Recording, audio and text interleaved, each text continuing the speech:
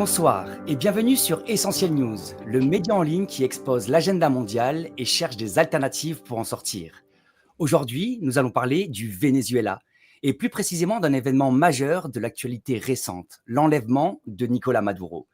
Une actualité très commentée, souvent traitée à chaud, et qui mérite pourtant que l'on prenne un peu de recul pour tenter de comprendre au-delà des récits médiatiques dominants, dans une lecture plus globale, historique et géopolitique. Cet événement a eu lieu il y a environ un mois et donc cela permet d'avoir ce recul. Pour tenter d'éclairer cette séquence complexe, nous avons la chance d'accueillir deux invités passionnés et spécialistes de l'Amérique latine. Ils ont des profils complémentaires, mélangeant analyse historique, travail journalistique à long terme et connaissance directe du terrain. Tout d'abord, nous accueillons Maurice Lemoine. Bonsoir Maurice Lemoine. Bonsoir. Merci à vous d'être présent. Vous êtes donc journaliste, ancien rédacteur en chef du Monde diplomatique, spécialiste reconnu de l'Amérique latine et auteur de Venezuela, chronique d'une déstabilisation, publié aux éditions Le Temps des Cerises en 2019. Un ouvrage de référence sur les stratégies de déstabilisation auxquelles le pays est donc confronté depuis de nombreuses années. Merci vraiment de partager cette soirée avec nous sur Essentiel News. Et nous avons également le plaisir d'accueillir ce soir Romain Mégus. Bonsoir. Salut. Vous êtes journaliste indépendant, Romain Mégus, vous êtes fondateur du site Les Deux Rives, donc deux avec le chiffre, je vous afficherai évidemment le site à l'écran dans quelques instants, un site spécialisé sur l'Amérique latine. Vous avez vécu au Venezuela, vous suivez de très près les dynamiques politiques, sociales et médiatiques dans le pays, et vous avez publié plusieurs analyses et vidéos récentes sur la situation actuelle. Merci également d'avoir accepté cette invitation. Est-ce que vous voulez rajouter des éléments que je n'ai pas forcément présentés dans cette description rapide ? Non, pas du tout, c'était très bien, voilà. En effet, je vis depuis une vingtaine d'années en Amérique latine, donc je rapporte humblement le point de vue depuis les luttes populaires, depuis ce continent si riche et si oublié dans les grands médias francophones. Tout à fait, et merci pour cette œuvre que j'ai la chance de suivre depuis plusieurs années. Et Maurice Lemoine, vous voulez rajouter un petit commentaire, un petit mot sur votre parcours ? Non, pas du tout, sinon ça va prendre 2 heures. Tout à fait. Vous avez d'ailleurs travaillé aussi à Amnesty International, mais j'ai pas pu... non, attendez, alors ça y est, là vous... Non, oui, j'ai été rédacteur en chef de la chronique d'Amnesty International à une époque où Amnesty International était respectable. Il se trouve qu'aujourd'hui, à l'heure où nous parlons, en particulier sur le cas du Venezuela, Amnesty International soutient ouvertement la droite et l'extrême droite vénézuélienne, et donc il m'y serait impossible d'y travailler à l'heure où nous parlons. Eh bien, merci pour cette précision, et peut-être qu'un jour, ça sera le sujet d'une émission Amnesty International et toutes ces grandes ONG aussi qui jouent des fois un jeu complexe avec un choix des fois à géométrie variable. Donc, dans cette émission... C'est pas très complexe parce qu'il ne faut pas trop voir de la complexité partout. Amnesty, elle suit l'argent qu'elle reçoit et les lignes éditoriales des personnes ou des gouvernements ou des multinationales qui la payent. C'est pas très complexe, hein. Donc, tous les gouvernements qui prétendent avoir une lutte populaire, ils sont mis au banc. Et puis, après, ils peuvent faire ce qu'ils veulent. Tout à fait. Mais on fera un programme un jour, si tu veux. Avec grand plaisir. Et donc ce soir, dans cette émission de fond, on va essayer de dépasser les lectures simplistes qu'on a pu entendre dans les médias mainstream, de distinguer des faits des récits, comme le titre de cette émission, et d'interroger le droit international, les stratégies de déstabilisation qu'a subi le Venezuela, le traitement médiatique du Venezuela en France et dans le monde, et plus largement aussi les logiques donc impériales à l'œuvre. C'est aussi donc l'ADN d'Essentiel News, aller chercher l'info derrière l'info.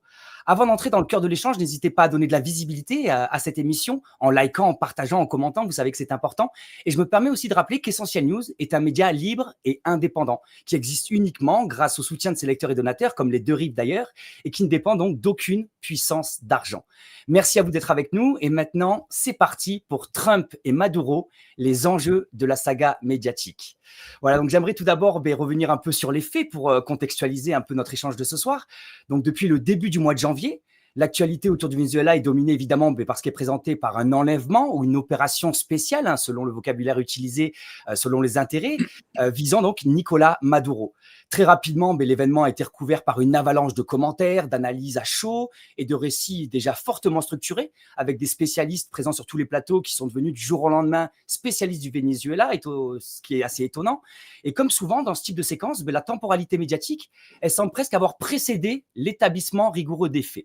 Donc avant même d'entrer dans l'analyse politique, est-ce que vous pouvez, à tour de rôle, nous aider à distinguer ce que l'on sait réellement, factuellement, de cette opération et ce qui relève déjà de la communication de guerre et de la bataille informationnelle. Je ne sais pas si Romain Migus voulait commencer.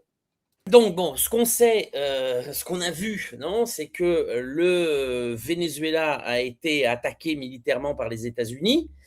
Alors je reviens pas en arrière. À la limite, si Maurice veut compléter là-dessus, je commence au 3 janvier, non. Donc les faits, bombardement de Caracas et des régions limitrophes à la région capitale et enlèvement du président constitutionnel du pays et de sa compagne, donc Nicolás Maduro et Cilia Flores. Il y a eu un combat, non, il y a eu des morts du côté vénézuélien et je dirais aussi cubain, puisqu'il y a eu 47 militaires vénézuéliens qui ont été assassinés par les troupes états-uniennes, 32 militaires ou policiers cubains qui partageaient la sécurité de Nicolás Maduro, plusieurs dizaines de civils. Ce que les États-Unis appellent les dommages collatéraux. Ce qu'on ne sait pas, en revanche, c'est combien de militaires états-uniens ont été blessés ou tués. Ça, je pense qu'on ne le saura jamais. Soi-disant 0. Non, ça, à mon avis, c'est hors de propos. En revanche, voilà. Donc ça, c'est un fait.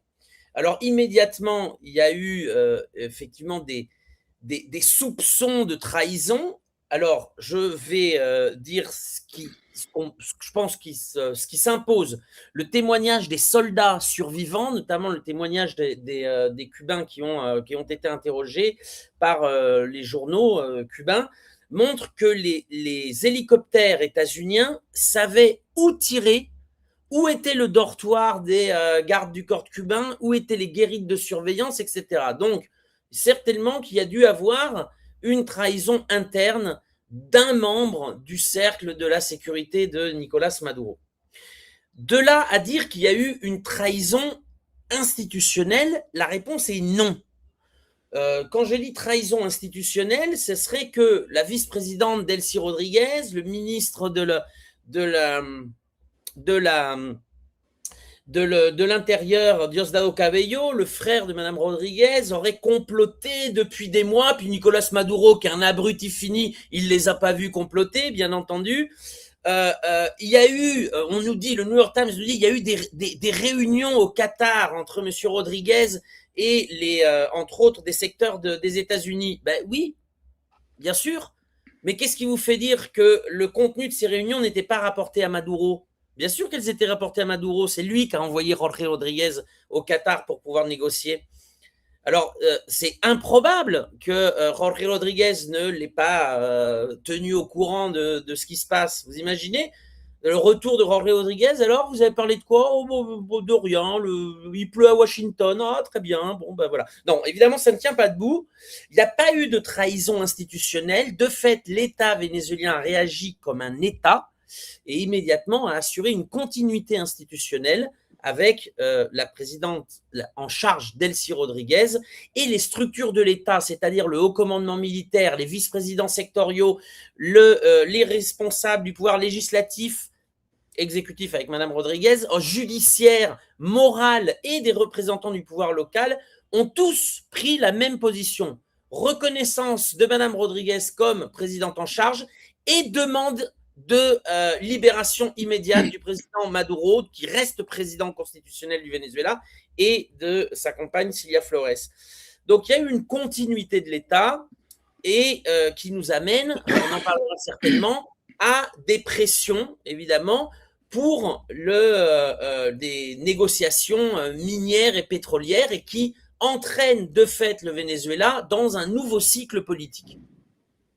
Avant de le laisser rebondir, Maurice Lemoine, peut-être rebondir sur les déclarations officielles du président américain Donald Trump qui disait que les routes américaines, les ports américains ainsi que les infrastructures allaient devenir américaines et qu'ils allaient prendre le contrôle. C'est un feu de paille ou c'est un discours d'annonce ou c'est une réalité potentielle? Il peut dire ce qu'il veut, il dit tout et n'importe quoi en même temps. Lorsque Donald Trump dit nous avons le contrôle du Venezuela, nous administrons le Venezuela, et nous avons remis la main sur le pétrole vénézuélien, et qui convoque des gens beaucoup plus puissants que lui, c'est-à-dire les PDG de Exxon ou le PDG de ConocoPhillips, et qui leur dit c'est bon, on a pris le contrôle du pays, vous pouvez y retourner. et ils lui disent non. Non, donc c'est quand même un sacré aveu de faiblesse. Ils lui disent en gros, grosso modo, tu contrôles rien. Et on ne saura pas de quoi sera fait demain. Donc la réponse est non. Et en fait, les grandes majors pétroliennes qui n'étaient pas présentes, parce que toutes celles qui ont dit oui, on va revenir, avaient été empêchées par Donald Trump de pouvoir suivre le business pétrolier au Venezuela. Elles se sont progressivement, ont dû progressivement sortir du Venezuela à partir de 2019. Donc en fait, il y a des signes qui montrent que finalement, ils ne contrôlent pas tant le pays que ça, et que le Venezuela a quand même une part de souveraineté. Le Venezuela, ce n'est pas le Pérou, ce n'est pas l'Équateur, ce n'est pas l'Argentine de Milei. Merci beaucoup pour cette clarification. Maurice Lemoine, précisément sur les événements du 3 janvier, est-ce qu'il y a vraiment gravité autour au niveau factuel par rapport à ce que vous avez entendu dans les médias? Est-ce que vous avez eu comme information par rapport à vos contacts aussi sur place? Alors déjà, je commencerai par la base du problème en affirmant deux, trois choses qu'il faut d'emblée poser avant tout autre commentaire. Alors d'abord, Nicolas Maduro n'est pas un narcotrafiquant. Deux, Nicolas Maduro n'est pas un dictateur. Trois, Nicolas Maduro n'est pas un président déchu, c'est un président qui a été séquestré, qui est pris en otage avec son épouse aux États-Unis. C'est une première chose parce que, évidemment, il faut se souvenir des prétextes qui ont été utilisés par les États-Unis pour séquestrer Nicolas Maduro. On l'a accusé d'être un narcotrafiquant et deux organisations qui n'existent pas, qui sont le cartel des soleils, qui serait un cartel de généraux vénézuéliens impliqués dans le trafic de drogue, qui serait commandé par Nicolas Maduro, et puis El Tren de Aragua, une bande de délinquants qui serait également contrôlée par Nicolas Maduro, n'existe pas. Je veux dire, tous les organismes, éventuellement on peut revenir sur le sujet, n'existent pas. Mais ça a permis à l'administration de Trump de placer ces deux organisations sur la liste des organisations terroristes, comme l'ont été à l'époque Al-Qaïda ou Daesh. Et de ce fait, ça a permis à Trump de dire qu'il s'agissait d'une opération de police, puisqu'on allait arrêter un narcotrafiquant et non pas une guerre déclarée avec le Venezuela. Donc ça, c'est le premier point extrêmement important. Après, il y a un point sur l'offensive qui a été menée contre le Venezuela. Certains ont fait semblant de s'étonner de la facilité avec laquelle cette opération a été réalisée. Alors d'abord, Romain Migus vient de le dire, ça n'a pas été facile, il y a eu des combats, il y a eu, il l'a dit, 47 militaires vénézuéliens, 32 militaires ou policiers cubains qui ont été tués. Mais en fait, on peut expliquer, alors il y a évidemment une supériorité technologique des États-Unis, on le sait dans le domaine militaire. Vous vous souvenez que depuis le mois d'août, il y avait une flotte extrêmement importante de la Navy au large du Venezuela. Elle est restée pendant 4 mois. Et pendant ces 4 mois, elle n'a pas fait que ce qu'on a commenté pendant tout ce temps-là, c'est-à-dire assassiner en bombardant des embarcations supposément transportant de la drogue avec des narcotrafiquants. Ça a fait quand même une centaine de morts dans la Caraïbe et puis dans un deuxième temps dans le Pacifique. Mais surtout, pendant ces 4 mois, cette flotte des États-Unis a étudié les défenses vénézuéliennes, a étudié tout le spectre radioélectrique, ce qui lui a permis, au moment où elle a attaqué, d'avoir la maîtrise du ciel, puisque, on le sait, je veux dire, les radars chinois et les systèmes de défense russes ont été neutralisés par une attaque cyber, je suis en train de chercher le mot, électronique. Il y a actuellement un sujet qui est en train d'apparaître, sur lequel il faut encore être prudent.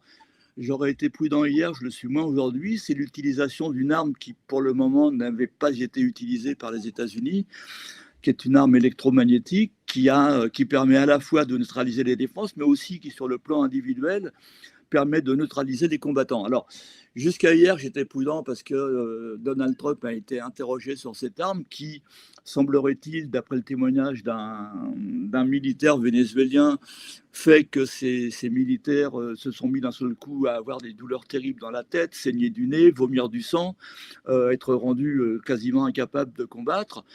Trump avait confirmé lors de 2 interviews, mais bon, on connaît les rodomontades de Trump et après tout les opérations d'intoxication, mais il se trouve que depuis hier, cette affaire a été portée devant le Conseil de sécurité des Nations Unies, que la Chine et la Russie demandent des explications, s'inquiètent, le secrétaire général des Nations Unies s'inquiète de l'utilisation d'une arme non conventionnelle. Donc on va mettre ça entre parenthèses tant qu'il n'y a pas encore de précision, de certitude absolue, mais manifestement cette opération militaire marquera l'histoire précisément de ces interventions. Et c'est dans ce cadre-là que Nicolas Maduro a été enlevé, et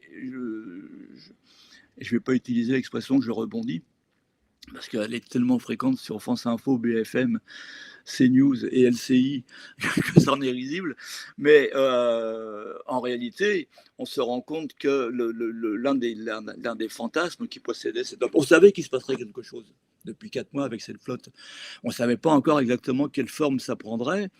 Mais en tout cas, beaucoup parlaient d'une invasion possible, et en fait l'invasion elle est impossible précisément. Là c'est une opération ponctuelle, Romain Migus l'a précisé, ça ne permet pas de faire en sorte que le chavisme ne gouverne plus le Venezuela, et la fameuse invasion elle est quasiment impossible pour les États-Unis. C'est-à-dire que là on est dans une espèce d'impasse stratégique. Les États-Unis ont réussi à prendre en otage le président du Venezuela. Par leurs menaces, ils sont aussi en train de prendre en otage le pays. Je rappelle quand même que Trump a déclaré d'emblée, si Delcy Rodriguez, la présidente intérimaire, n'obéit pas aux ordres qu'on lui donne, elle subira un sort pire que celui de Maduro. On vient d'avoir une déclaration hier ou avant-hier du secrétaire au Trésor qui dit de toute façon, en voyant Nicolas Maduro dans sa cellule, ils vont obéir. Il y a eu hier une déclaration de Marco Rubio, le secrétaire d'État, qui dit mais on est encore prêt à intervenir. Bon, d'accord. Donc effectivement, la situation pour le gouvernement vénézuélien va être difficile. Ils vont travailler avec un pistolet sur la tempe, mais l'occupation du terrain par des troupes américaines est absolument impossible, parce que là, les États-Unis se mettraient dans un bourbier, et donc effectivement, ils continuent à menacer. Ils pourraient éventuellement mener d'autres opérations ponctuelles comme celle-là. Prendre le contrôle du pays, c'est une autre affaire. On va revenir avec intérêt sur la difficulté, voire même l'impossibilité pour les États-Unis d'intervenir physiquement sur le territoire, au-delà d'une opération comme ça ponctuelle. C'est intéressant de savoir les raisons. Mais j'aimerais qu'on revienne encore rapidement sur les trahisons internes, parce que c'est vrai que pour des citoyens qui n'ont pas forcément de connaissances du Venezuela ou de connaissances dans le monde stratégique et militaire, on pourrait se dire comment un pays peut capturer un président dans une capitale avec toutes les infrastructures de défense aérienne, de garde du corps, de sécurité au niveau de la résidence présidentielle. Est-ce que vous avez d'autres éléments qui permettent d'infirmer les trahisons internes? Parce que c'est vraiment quelque chose qu'on a beaucoup entendu dans les médias mainstream, mais aussi sur les médias dits alternatifs. Et donc, pour vous, c'est vraiment dans un narratif classique de guerre psychologique, selon ce que je comprends, pour donner l'image d'un pouvoir qui était déjà effondré de l'intérieur. Donc, est-ce que vous avez d'autres éléments à nous apporter pour déconstruire ce narratif de trahison interne? Non, mais Romain l'a très bien expliqué au départ. Il n'y a pas de trahison institutionnelle. Maintenant, il est évident que lorsqu'on voit la connaissance du terrain qu'avaient les Américains, les États-Unis, il y a eu des trahisons. N'oubliez pas que depuis 2020, le département de la justice américain avait mis la tête de Maduro à prix pour 50 millions de dollars. Avec 50 millions de dollars sur la table, vous trouvez forcément des individus qui sont capables de trahir et de donner des informations. Par ailleurs, on le sait bien, depuis maintenant des années, l'un des objectifs de toutes les manœuvres des États-Unis, ça a été de fracturer l'armée vénézuélienne. Jusqu'à présent, ils n'ont pas réussi, mais évidemment, une trahison individuelle ou d'un groupe d'individus est possible. Rappelez-vous qu'en avril 2002, lors du coup d'État contre Hugo Chavez, quelques jours auparavant, j'avais assisté à une de ces fameuses émissions Allo Presidente, où il disait on parle de coup d'État, mais moi je connais l'armée comme la paume de ma main. Et le 11 avril 2002, il a été trahi par des généraux qui étaient ses amis. hein. C'est-à-dire que la trahison, ça existe.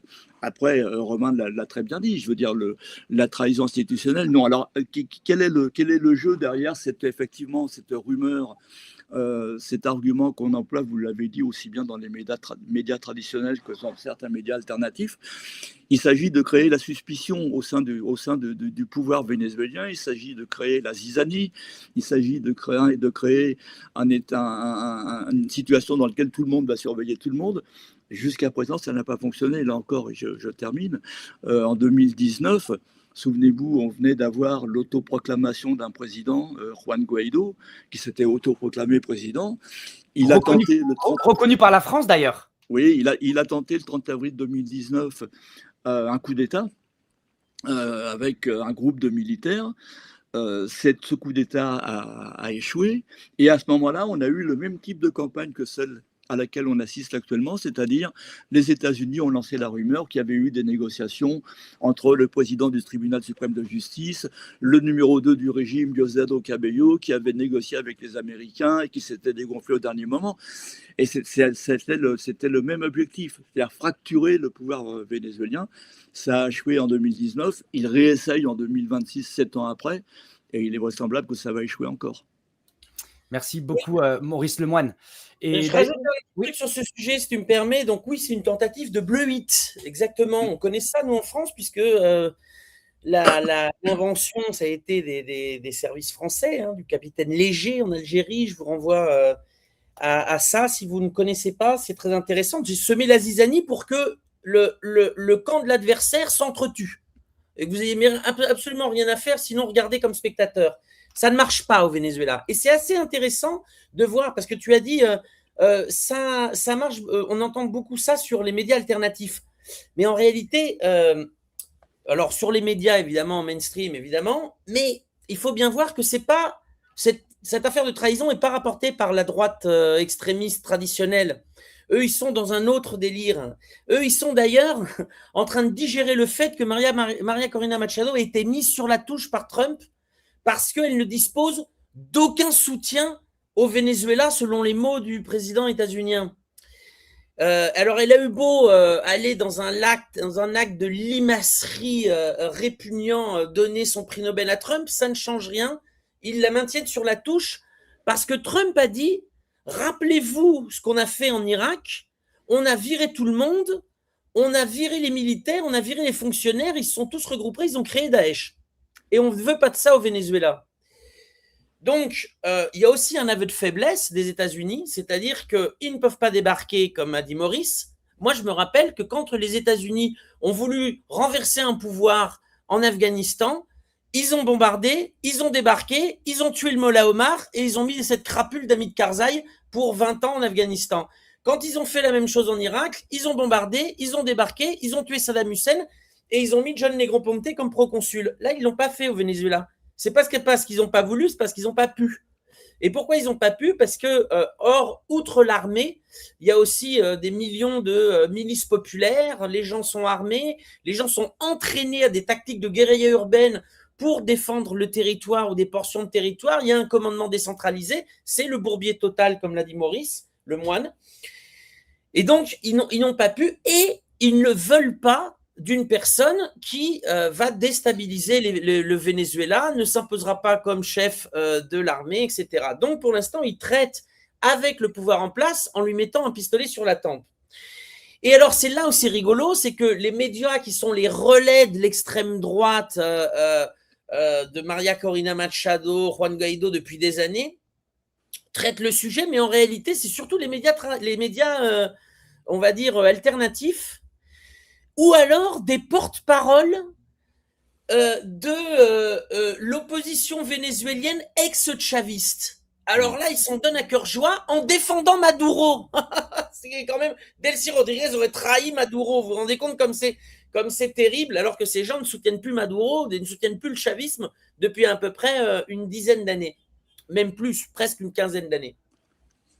Donc, voilà où on en est. C'est une fake news. Le Venezuela a très bien réagi. Le peuple vénézuélien a réagi en faisant preuve d'unité derrière leur gouvernement, derrière leur parti et derrière les hauts cadres de la révolution bolivarienne. C'est très intéressant et vous faites une transition parfaite parce que je voulais qu'on parle de l'opinion publique et du peuple vénézuélien parce que là on parle de puissance étrangère, on parle du regard des médias étrangers, mais donc les récits occidentaux ils tentent souvent de réduire la situation vénézuélienne à une opposition binaire entre un pouvoir soi-disant isolé et un peuple unanimement hostile. Et d'ailleurs souvent on voit que les expatriés vénézuéliens qui sont en Europe ou aux États-Unis sont souvent assez hostiles dans leur discours. On a pu en rencontrer personnellement sur différents lieux de socialisation. Et donc, pourtant, les retours du terrain et l'implantation du socialisme et du chavisme, c'est une réalité complexe et qui est encore très bien ancrée. Et donc, aujourd'hui, selon vos retours, vous, du terrain et vos expériences aussi, parce que ça fait des années que vous allez régulièrement ou que vous avez habité au Venezuela, quel est l'état réel de l'opinion publique vénézuélienne, notamment donc autour de Maduro, de cet enlèvement? Quel est le regard aussi de l'opposition vénézuélienne ou de certains pans de l'opposition sur cette opération? Et qu'est-ce que cela peut nous dire sur donc la stabilité réelle du pays, même si vous en avez déjà en partie parlé? Qui commence? Mais Romain, peut-être, je vous Voilà, donnerai. je vais commencer par répondre ou développer les affirmations qu'avait lancées Maurice tout à l'heure, mais qui du coup n'y a pas répondu quand il disait Nicolas Maduro est un dictateur. C'est ce que les gens disent généralement depuis l'étranger, et Nicolas Maduro a ruiné le pays. Donc ce sont deux fausses affirmations. Maurice avait répondu à Nicolas Maduro est un narcotrafiquant, ce qui était aussi complètement faux. La voie démocratique du Venezuela, depuis Hugo Chavez, s'inscrit dans l'approfondissement de la démocratie participative et protagonique, comme il l'appelle, qui est une forme de démocratie directe. Donc, ça donne, depuis 2006, la construction de conseils communaux qui sont des assemblées de voisinage, des assemblées de quartier où le peuple, en assemblée générale à main levée, désigne leurs propres responsables et décide de leur futur et évidemment de leur lien avec l'appareil d'État. Ça a donné des communes qui sont des groupements de conseils communaux organisés autour d'un projet productif, toujours dans le cadre de la démocratie directe, de la démocratie participative. C'est la colonne vertébrale du chavisme. C'est 50 000 conseils communaux, 4 500 communes, ça mobilise à peu près 14 millions de Vénézuéliens. Sur une population de 30? Alors un petit peu moins, parce qu'effectivement, il y a eu une migration, mais sur une population au moins de 28 millions. C'est-à-dire plus de la moitié de la population vénézuélienne est organisée au sein de conseils de participation, de planification locale, de prise de décision. Et 4 fois dans l'année, on verra d'ailleurs combien de fois maintenant le gouvernement de la présidente intérimaire va le maintenir ou l'augmenter, mais en tout cas 4 fois dans l'année, toute cette machine de démocratie participative se met en route pour des référendums tous les 3 mois pour savoir quel projet doit être financé par l'État, les régions ou les mairies dans le territoire qu'ils administrent de manière démocratique, de manière directe. Je vous laisse poursuivre, Romain Migu, je vous laisse poursuivre, mais juste quand même un commentaire. C'est assez atypique à l'échelle du monde. Je connais peu de pays qui ont mis en place des structures telles que vous décrivez. En tout cas, je sais que des mouvements sociaux tels que les Gilets jaunes en France avaient dans leurs revendications la dimension démocratique avec des référendums et la dimension aussi municipaliste que vous décrivez. Donc, c'est assez important à relever parce que c'est quelque chose qu'on n'a jamais pu entendre dans aucun des médias qui soient dominants ou alternatifs. Et d'ailleurs, je rappelle aux internautes qui sont présents avec nous que vous avez d'excellents reportages sur votre site internet qui vient présenter comment sont structurées ces structures démocratiques et participatives avec des reportages immersifs. Concrètement, vous allez à la rencontre de ces comités. Je vous laisse poursuivre. Oui, tout à fait. Ça s'est fait sur plusieurs années. Moi-même, j'ai été fondateur du conseil communal dans l'immeuble où je vivais autour de 2008, par là, 2008-2009. Et donc j'ai passé des samedis entiers pendant longtemps avec les habitants de l'immeuble pour essayer de trouver comment ça devait marcher. On faisait remonter des problèmes à l'Assemblée nationale. L'Assemblée nationale a changé 13 fois la loi en 3 ans. Ça a été en tâtonnant que ce système s'est mis en place. Et aujourd'hui, c'est plus que la moitié des habitants qui, d'une manière ou d'une autre, sont régis comme ça par la démocratie directe. Donc, que ça ne vous plaise pas, je le comprends. Que vous préfériez la démocratie libérale telle qu'elle s'exprime aux États-Unis ou en France, je le comprends aussi, c'est votre choix. Mais de là à dire que le Venezuela, sous Chavez ou sous Maduro ou sous Delcy Rodriguez est une dictature, c'est absurde. Ce n'est pas vrai. C'est un mensonge. Alors, je vais aussi revenir sur un point, c'est oui, mais il y a des opposants, il y a des politiciens en prison, des opposants en prison. Depuis 26 ans, le Venezuela a été en permanence la cible de d'insurrections, de tentatives de coup d'État, de tentatives de sécession du territoire, de tentatives de renversement du pouvoir qui a été élu et choisi par les gens. Depuis l'avènement de Nicolas Maduro, c'est encore pire. La pression s'est augmentée avec des épisodes insurrectionnels qui ont fait, si on les regroupe tous ensemble, à peu près de 500 morts et des milliers de blessés qui utilisaient la pègre ou les paramilitaires colombiens pour venir assassiner des gens sur le territoire. Alors la pègre, c'est quoi, s'il vous plaît? C'est le crime organisé, la pègre. C'est les cartels. Du coup, le gouvernement a eu une réponse militaire à cette situation. Aujourd'hui, il n'y a plus d'insécurité au Venezuela parce que la plupart des cartels ont été démantelés. Leurs leaders ont été soit assassinés, soit poussés vers la sortie, c'est-à-dire ils ont dû fuir le pays. Mais ce que je veux dire, c'est que oui, peut-être qu'effectivement le pouvoir, à un moment donné, s'est raidi et a voulu que finalement la loi et le droit s'imposent envers et contre tout par rapport à ces épisodes insurrectionnels. Est-ce qu'il y a une torture généralisée au Venezuela? Est-ce qu'il y a un ordre depuis les institutions du Venezuela pour dire il faut torturer les opposants politiques? La réponse est non. Est-ce qu'il y a eu dans le cadre d'une arrestation, un policier ou un militaire qui a eu la main lourde? Oui, c'est possible. C'est possible. Je ne vais pas prendre la défense comme ça à l'aveugle de tous les militaires et les policiers vénézuéliens. Néanmoins, comme je dis, il n'y a pas de système institutionnel de torture au Venezuela. Donc, de là à en faire une dictature, ceci allié à la démocratie participative, c'est une énorme bêtise. Je démonte la deuxième fake news, je passerai la parole à Maurice après. Le président Maduro a ruiné le pays. Non.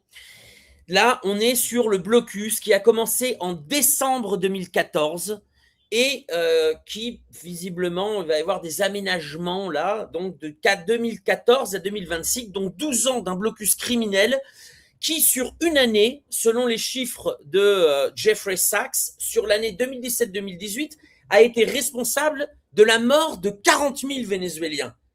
40 000 Vénézuéliens assassinés par le blocus des États-Unis. Parce qu'ils n'ont pas pu avoir de médicaments, parce qu'ils n'ont pas pu avoir d'aliments, parce que. Donc, effectivement, ce blocus criminel a provoqué la migration de plusieurs millions de Vénézuéliens. Pour comprendre le blocus, il faut écouter non pas Romain Migus, non pas Maurice Lemoine, il faut écouter les membres de l'administration états-unienne comme John Bolton, ancien conseiller à la sécurité nationale, qui disait « Nous, les États-Unis, nous sommes en train de faire au Venezuela ce que Dark Vador fait dans Star Wars lorsqu'il étrangle lentement quelqu'un. » C'était sur Univision en avril 2019. Il faut écouter William Bromfield, Voice of America en 2018, où il dit « Nous avons pris des sanctions contre PDVSA en sachant que cela allait augmenter la souffrance de millions de Vénézuéliens. » Il faut écouter Thomas Shannon, le ministre des Affaires étrangères d'Obama, dire que les sanctions contre le Venezuela sont comparables au bombardement de Dresde et de Tokyo à la fin de la guerre par les Alliés. C'est une guerre qui ne dit pas son nom, qui s'est déroulée contre le Venezuela et qui a eu, évidemment, et qui a ruiné l'économie, qui a totalement ruiné l'économie. Des fois, on me dit, ouais, tu dis, tout est de la faute du blocus. Tout est de la faute du blocus. Lorsque le Venezuela, en 2011, gagnait $100 pour l'exportation de pétrole, parce que l'État avait le monopole de la production de devises et aussi de l'importation, puisque c'est par des devises qu'on importait. Lorsque l'État gagnait $100 en 2011, en 2018-2019, il en gagnait 1. Si vous voulez savoir qu'est-ce que ça fait, vous êtes au SMIC, vous gagnez 1200 €, et bien, dans une semaine après, vous devez vivre de la même façon avec 12 €. Voilà ce qui s'est passé au Venezuela à cause du blocus. À cause du blocus, l'industrie du pétrole a été endommagée parce que les ingénieurs pétroliers ont fui le pays. Il n'y avait plus d'ingénieurs pour faire tourner la machine. Il n'y avait plus de pièces de rechange pour moderniser la technologie de l'industrie de PDVSA.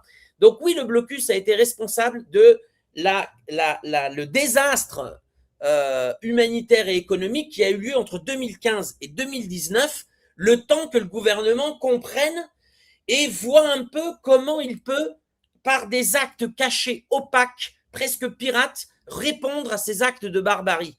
Et depuis 2020, l'économie avait été relancée. Voilà, je m'arrête là. Donc non, Nicolas Maduro n'est pas responsable de la ruine de son pays. Ce sont les différents présidents états-uniens qui sont responsables de la catastrophe que le Venezuela a connue entre 2015 et 2018, c'est-à-dire Barack Obama,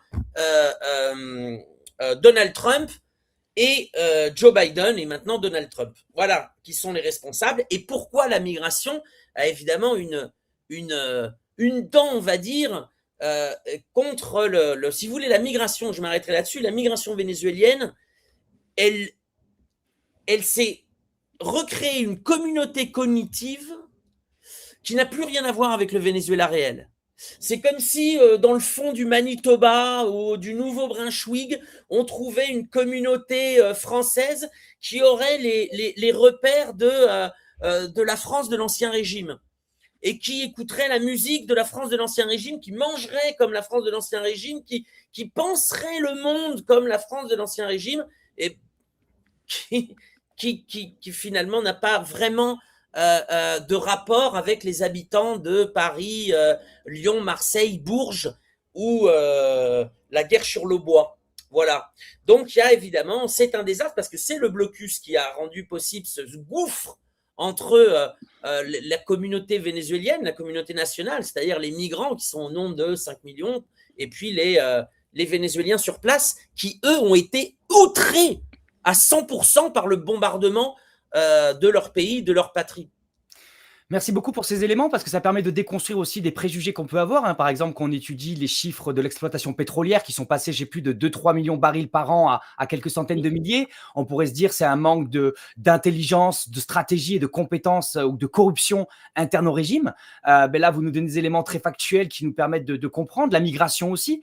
Et d'ailleurs, souvent, ces sanctions économiques massives sont présentées comme des alternatives à la guerre. Elles sont présentées comme pour éviter des drames humains, alors que ces sanctions, vous le présentez très justement, elles ont des effets sociaux majeurs. Maurice Lemoine, je vous laisse, j'allais dire rebondir, mais plutôt nous apporter des éléments complémentaires. Oui. Non, mais je vais vous parler de l'opposition, en fait, parce que Romain nous a parlé là des chavistes. Alors, entre parenthèses, le terme qui est employé aujourd'hui, c'est le madurisme. Mais le madurisme, ça n'existe pas. Le madurisme, c'est le chavisme. Là, c'est une tentative sémantique pour essayer de nous faire croire que Maduro a trahi la révolution de Chavez. Or, en fait, non, Maduro, je veux dire, suit l'inspiration de Chavez, mais dans les conditions qui lui sont imposées, précisément par ce blocus, par cette guerre qui ne dit pas... Enfin, si, elle dit son nom, d'ailleurs, c'est une guerre hybride. C'est une véritable guerre. Alors, il y a deux phénomènes intéressants en ce moment. Je voyais il y a pas très longtemps certains de vos confrères sur les chaînes d'information en continu. C'était le lendemain en fait de l'intervention des États-Unis, qui étaient assez désarçonnés parce qu'ils étaient en train de raconter à leurs auditeurs, auditrices, spectateurs, spectatrices que le dictateur venait d'être arrêté. Alors d'abord, il n'a pas été arrêté, il a été séquestré. Et ils étaient très ennuyés parce que derrière eux, sur le grand écran qui leur envoyait des images depuis Caracas, les manifestations dans la rue, c'était des manifestations de partisans de Nicolas Maduro qui manifestaient pour réclamer son retour. Alors que, évidemment, dans l'imaginaire, dans une situation comme celle-là, tout le monde s'attendait à ce que ce soit l'opposition qui soit dans les rues, en train de lancer des feux d'artifice, des klaxons et d'exprimer sa joie. Alors, c'est pas tout à fait ça qui s'est passé. Donc, le deuxième discours consiste à vous dire, oui, mais les manifestations de chavistes ne sont pas aussi importantes que celles qui, par exemple, en 2002, réclamaient le retour de Chavez lorsqu'il a été lui aussi séquestré au moment de la tentative de coup d'État. Alors ça, c'est vrai. c'est vrai, il faut bien comprendre qu'au bout de 15 ans d'une guerre qui a ruiné l'économie des pays, qui a mis la population dans une situation de pauvreté, de grandes difficultés, il y a des gens qui lâchent, il y a des gens qui se désintéressent de la politique, il y a des gens qui se consacrent uniquement à la survie. Et donc, effectivement, les gros bataillons ne sont plus ceux qu'ils étaient en 2002, mais néanmoins, les manifestations aujourd'hui, jour après jour, continuent au Venezuela et, d'une certaine manière, se relaient. C'est-à-dire que les gens, ils travaillent la semaine. Et donc, vous allez avoir un jour les comuneros dans la rue, vous allez avoir le lendemain les femmes dans la rue, vous allez avoir le troisième jour le secteur des transports, parce que les Vénézuéliens savent que la lutte va être longue pour obtenir la libération de Nicolas Maduro. Bon, ça, c'est une première chose. La deuxième chose, c'est, on vous dit, de manière générale, oui, mais l'opposition n'est pas dans la rue parce qu'elle est terrorisée par l'appareil de sécurité vénézuélien, par les collectivos, qui sont des paramilitaires de Maduro. Les collectivos, c'est des gens comme vous et moi qui se sont organisés dans les quartiers après le coup d'État contre Chavez pour défendre la révolution, dont certains, mais très peu, sont armés, mais qui, effectivement, défendent la révolution. Alors, je voudrais attirer l'attention sur un phénomène. Je veux dire, dans un moment aussi propice. Je veux dire, le président Maduro a été séquestré par les États-Unis. Il y a une énorme pression des États-Unis. Si l'opposition est unie et si elle soutient ses leaders, elle descend dans la rue, même si c'est pour quelques heures, même si elle sait qu'il va y avoir de la répression. Regardez ce qui se passe en Iran. Les gens descendent dans la rue quand ils ont décidé de descendre dans la rue. Si l'opposition vénézuélienne n'est pas dans la rue aujourd'hui, c'est très simplement parce que, Romain Migus l'a dit tout à l'heure, María Corina Machado, qu'on nous a présentée comme la reine du Venezuela, comme celle qui allait renverser Nicolas Maduro dans les urnes, comme celle qui jouit d'une popularité absolument exceptionnelle, ne jouit pas de cette popularité. Alors d'abord, Trump l'a vu, les autorités américaines l'ont vu, ils l'ont utilisé comme une marionnette depuis en gros 2-3 ans, et une partie de la population, une partie de l'opposition est scandalisée par le fait que María Corina Machado, depuis des années, réclamait une intervention états-unienne militaire au Venezuela, et que la première chose qu'elle a faite après ce bombardement sur Caracas, ça a été de féliciter l'administration de Trump. Or, ce qu'on nous présente comme l'opposition au Venezuela, elle n'existe pas. Il n'y a pas une opposition au Venezuela, il y a des oppositions. Celle dont parlent les médias en général, c'est uniquement l'opposition d'extrême droite. C'est quand même assez extraordinaire, alors que chez nous, on prétend lutter contre l'extrême droite. Mais il existe au Venezuela une opposition plus modérée qui est contre Maduro, qui souhaiterait bien voir Maduro quitter le pouvoir, mais qui n'a pas supporté ces bombardements. Je rappelle que lors de l'élection de 2024, cette fameuse élection qui a été, au terme duquel Nicolas Maduro a été déclaré vainqueur, il y avait 10 candidats. Sur les 10 candidats, il y avait 9 candidats de droite. Et sur les 9 candidats de droite, lorsque le tribunal suprême de justice a convoqué tous les candidats pour examiner ce qui s'était passé, puisque l'opposition radicale prétendait avoir gagné et prétendait avoir mis en place un conseil électoral parallèle, 7 candidats de droite ont accepté le résultat de l'élection et ont accepté la victoire de Nicolas Maduro. Ça veut dire en réalité que l'opposition de droite au Venezuela, l'opposition modérée, elle a été d'une certaine manière complètement mise à l'écart, à la fois par les médias et à la fois par la construction de deux phénomènes qui se sont succédés. D'abord, le président autoproclamé Juan Guaidó, qui effectivement à un moment a fait espérer à cette opposition que le chavisme allait tomber. Et puis ensuite, on a créé cette icône de María Corina Machado. Mais l'opposition, elle ne sait plus où elle en est, là. Et donc, effectivement, elle est dans la rue. Elle souhaiterait bien un jour que la démocratie revienne dans des conditions un peu plus normales. Mais elle ne soutient absolument pas l'opposition radicale de María Corina Machado, qui continue, par exemple, je l'ai encore vu il y a 2 jours. C'est assez extraordinaire parce que ça passe comme des lettres à la poste. Il y a 2 jours, elle a fait une déclaration, c'est devant la commission des affaires extérieures du Sénat ou du Congrès des États-Unis, en disant 90% des Vénézuéliens m'appuient. Alors c'est quand même bizarre parce que dans son décompte bidon de l'élection présidentielle, elle accordait 30% au président Maduro. C'est-à-dire qu'en fait, c'est le grand n'importe quoi. Et on le voit en ce moment, il y a des députés d'opposition à l'Assemblée nationale, et dans toutes les déclarations qui sont faites à la fois pour condamner l'intervention des États-Unis et pour réclamer le retour de Nicolas Maduro, l'opposition modérée vote avec les chavistes à l'Assemblée nationale. Il n'y a pas une voix discordante. Merci beaucoup. J'aimerais qu'on revienne aussi sur une question qui, malgré la gravité de l'événement, n'a pas été au centre du débat, et en tout cas dans les médias français. C'est le droit international qui est un grand absent. Et donc, je vous propose une petite respiration avec une capsule de Michel Collomb, qui a beaucoup traité la question vénézuélienne, qu'on trouve dans 1 minute 30. À tout de suite. La charte de l'ONU est très claire, mais à la poubelle, dit l'Europe. Voici l'article 2 de cette charte. L'organisation est fondée sur le principe de l'égalité souveraine de tous ses membres. Les membres règlent leurs différends par des moyens pacifiques. Les membres de l'organisation s'abstiennent de recourir à la menace ou à la force contre l'indépendance politique de tout État. Un grand progrès du droit international en 1945, grâce à la victoire sur le fascisme, des millions de gens ont donné leur vie pour cela. Les méthodes violentes interdites, vient de dire Jeffrey Sachs à l'ONU, comprennent guerre ouverte, opérations secrètes, agitation, soutien aux groupes armés, manipulation des médias et réseaux sociaux, corruption de responsables, assassinat, opérations sous faux drapeau et guerre économique pour saboter et affamer un pays. Toutes ces méthodes sont illégales, dit l'ONU. Or, elles ont toutes été employées par les USA depuis longtemps et aujourd'hui, merci Trump, il ne s'en cache même plus. Que dit l'Europe? Rien. Tous savent que le droit international est violé. Personne n'ose critiquer le parrain mafieux. Ni Macron, ni Meloni, ni Starmer, ni Merz, ni les Belges. Tous applaudissent les violences et la tentative illégale de changement de régime. Seule exception, un peu Sanchez en Espagne et surtout Fico le Slovaque. Le droit international, c'est pour les autres, c'est pas pour l'Occident. Ainsi, nos dirigeants trahissent leur serment constitutionnel de défendre leur peuple et le droit. Même les menaces contre Groenland et Danemark ne les réveillent pas. Il va falloir se remuer. Réfléchissons à boycotter des firmes comme Exxon, McDo, Coca, très mauvaises pour la santé des peuples libres. Vous voulez comprendre et démasquer médias mensonges et plans de guerre? Lisez, formez-vous, partagez, soutenez Investigation en devenant donateur mensuel. Merci. Voilà, un grand merci à Michel Collomb qui fait un excellent travail aussi avec Investigation. Et donc, j'aimerais vous laisser réagir parce que voilà, comme je le disais, malgré la gravité de l'événement, la souveraineté des États a largement été marginalisée dans le traitement médiatique.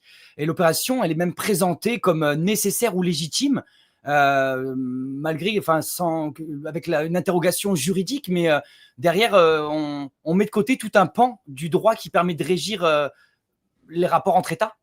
Pourquoi ce silence, selon vous, et quelle est la gravité de ce fait? Non, c'est plus... Allez, vas-y, Romain. Non, justement, j'allais dire, vas-y, je compléterai. Non, c'est évidemment plus compliqué que ça. Alors bon, d'abord, effectivement, le droit international, mais c'est pas nouveau. Il est parce que, y compris la guerre hybride qui a été entamée contre le Venezuela depuis maintenant 10 ans ou plus, elle viole le droit international. Je veux dire, instaurer un blocus contre un pays, ou le blocus contre Cuba, par exemple, qui est condamné chaque année par l'Assemblée générale des Nations Unies, on est déjà en dehors du droit international. Alors, les États-Unis le savent.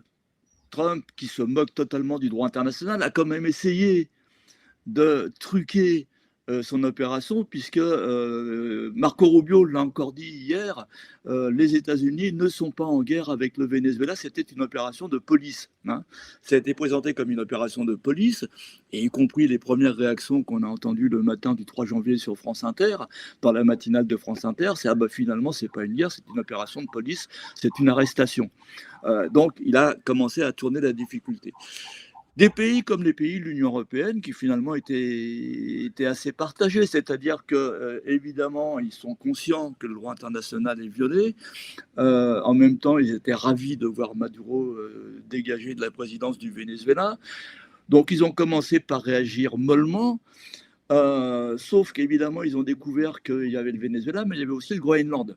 Et c'est à ce moment-là qu'on a commencé à mettre en cause la politique agressive de Trump. Hein.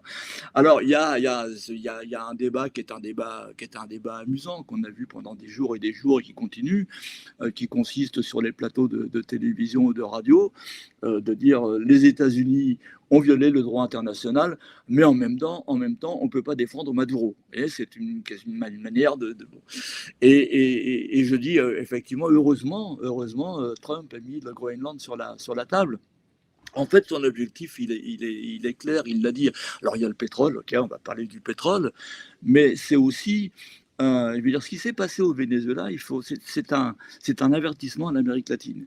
Si vous n'obéissez pas, voilà ce qui peut vous arriver. Hein. Alors, il y a déjà le président Gustavo Petro, le président colombien Gustavo Petro, dans le collimateur, et Petro l'a dit encore il y a quelques jours, s'il y avait le même type d'opération de Trump contre lui, alors l'armée colombienne ne pourrait rien faire, et de toute façon ne voudrait rien faire, parce que l'armée colombienne est depuis longtemps complètement sous les ordres des États-Unis. Hein.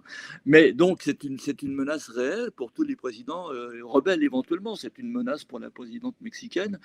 Les États-Unis ont décidé de reprendre le contrôle de l'ensemble du continent. Et ils considèrent que le continent, c'est du Groenland à la Terre de Feu. Et donc, ils sont en train d'agir en conséquence. Et le droit international n'a plus rien à voir là-dedans. Il s'agit pour eux de sortir la Chine du continent américain. C'est d'ailleurs un peu... on pourrait dire contre-productif la manière dont Trump s'y prend, puisqu'on voit la réunion du Premier ministre canadien qui fonce chez les Chinois parce qu'ils ne supportent plus les sanctions que veut lui imposer l'administration états-unienne. Mais bon, ça c'est un autre problème. Mais effectivement, le droit international, il est violé depuis longtemps. Mais je veux dire, il a été violé combien de fois? Je veux dire, dans l'agression contre l'ex-Yougoslavie, je veux dire, dans l'Irak, dans l'Afghanistan. C'est rarement le Conseil de sécurité des Nations Unies qui a autorisé une intervention militaire. Dans l'intervention contre la Libye, la destruction de la Libye, ce sont violer déjà le droit international. Donc on est simplement... la différence, c'est que Trump ne cherche pas à masquer ça derrière les droits de l'homme, derrière la démocratie. Il a dit clairement, il veut reprendre le contrôle du territoire, il veut reprendre le contrôle des ressources, que ce soit l'or, le pétrole, le coltan, les terres rares de l'ensemble du continent. Il veut en virer la Chine et aussi, parce que ça revient en permanence dans le discours de Marco Rubio, du ministre de la guerre, parce que maintenant il n'y a plus de ministre de la Défense aux États-Unis, c'est le Venezuela était un régime hostile. Qu'est-ce que c'est qu'un régime hostile? C'est un régime dans lequel on veut avoir une politique qui n'est plus tout à fait la politique néolibérale classique. Et à partir de ce moment-là, on devient une puissance hostile aux États-Unis. Romain Milius? Oui, non seulement Trump, Marco Rubio, etc. le disent aujourd'hui, mais en plus ils l'écrivent. Je vous conseille d'aller lire la stratégie de sécurité nationale des États-Unis qui a été publiée fin novembre.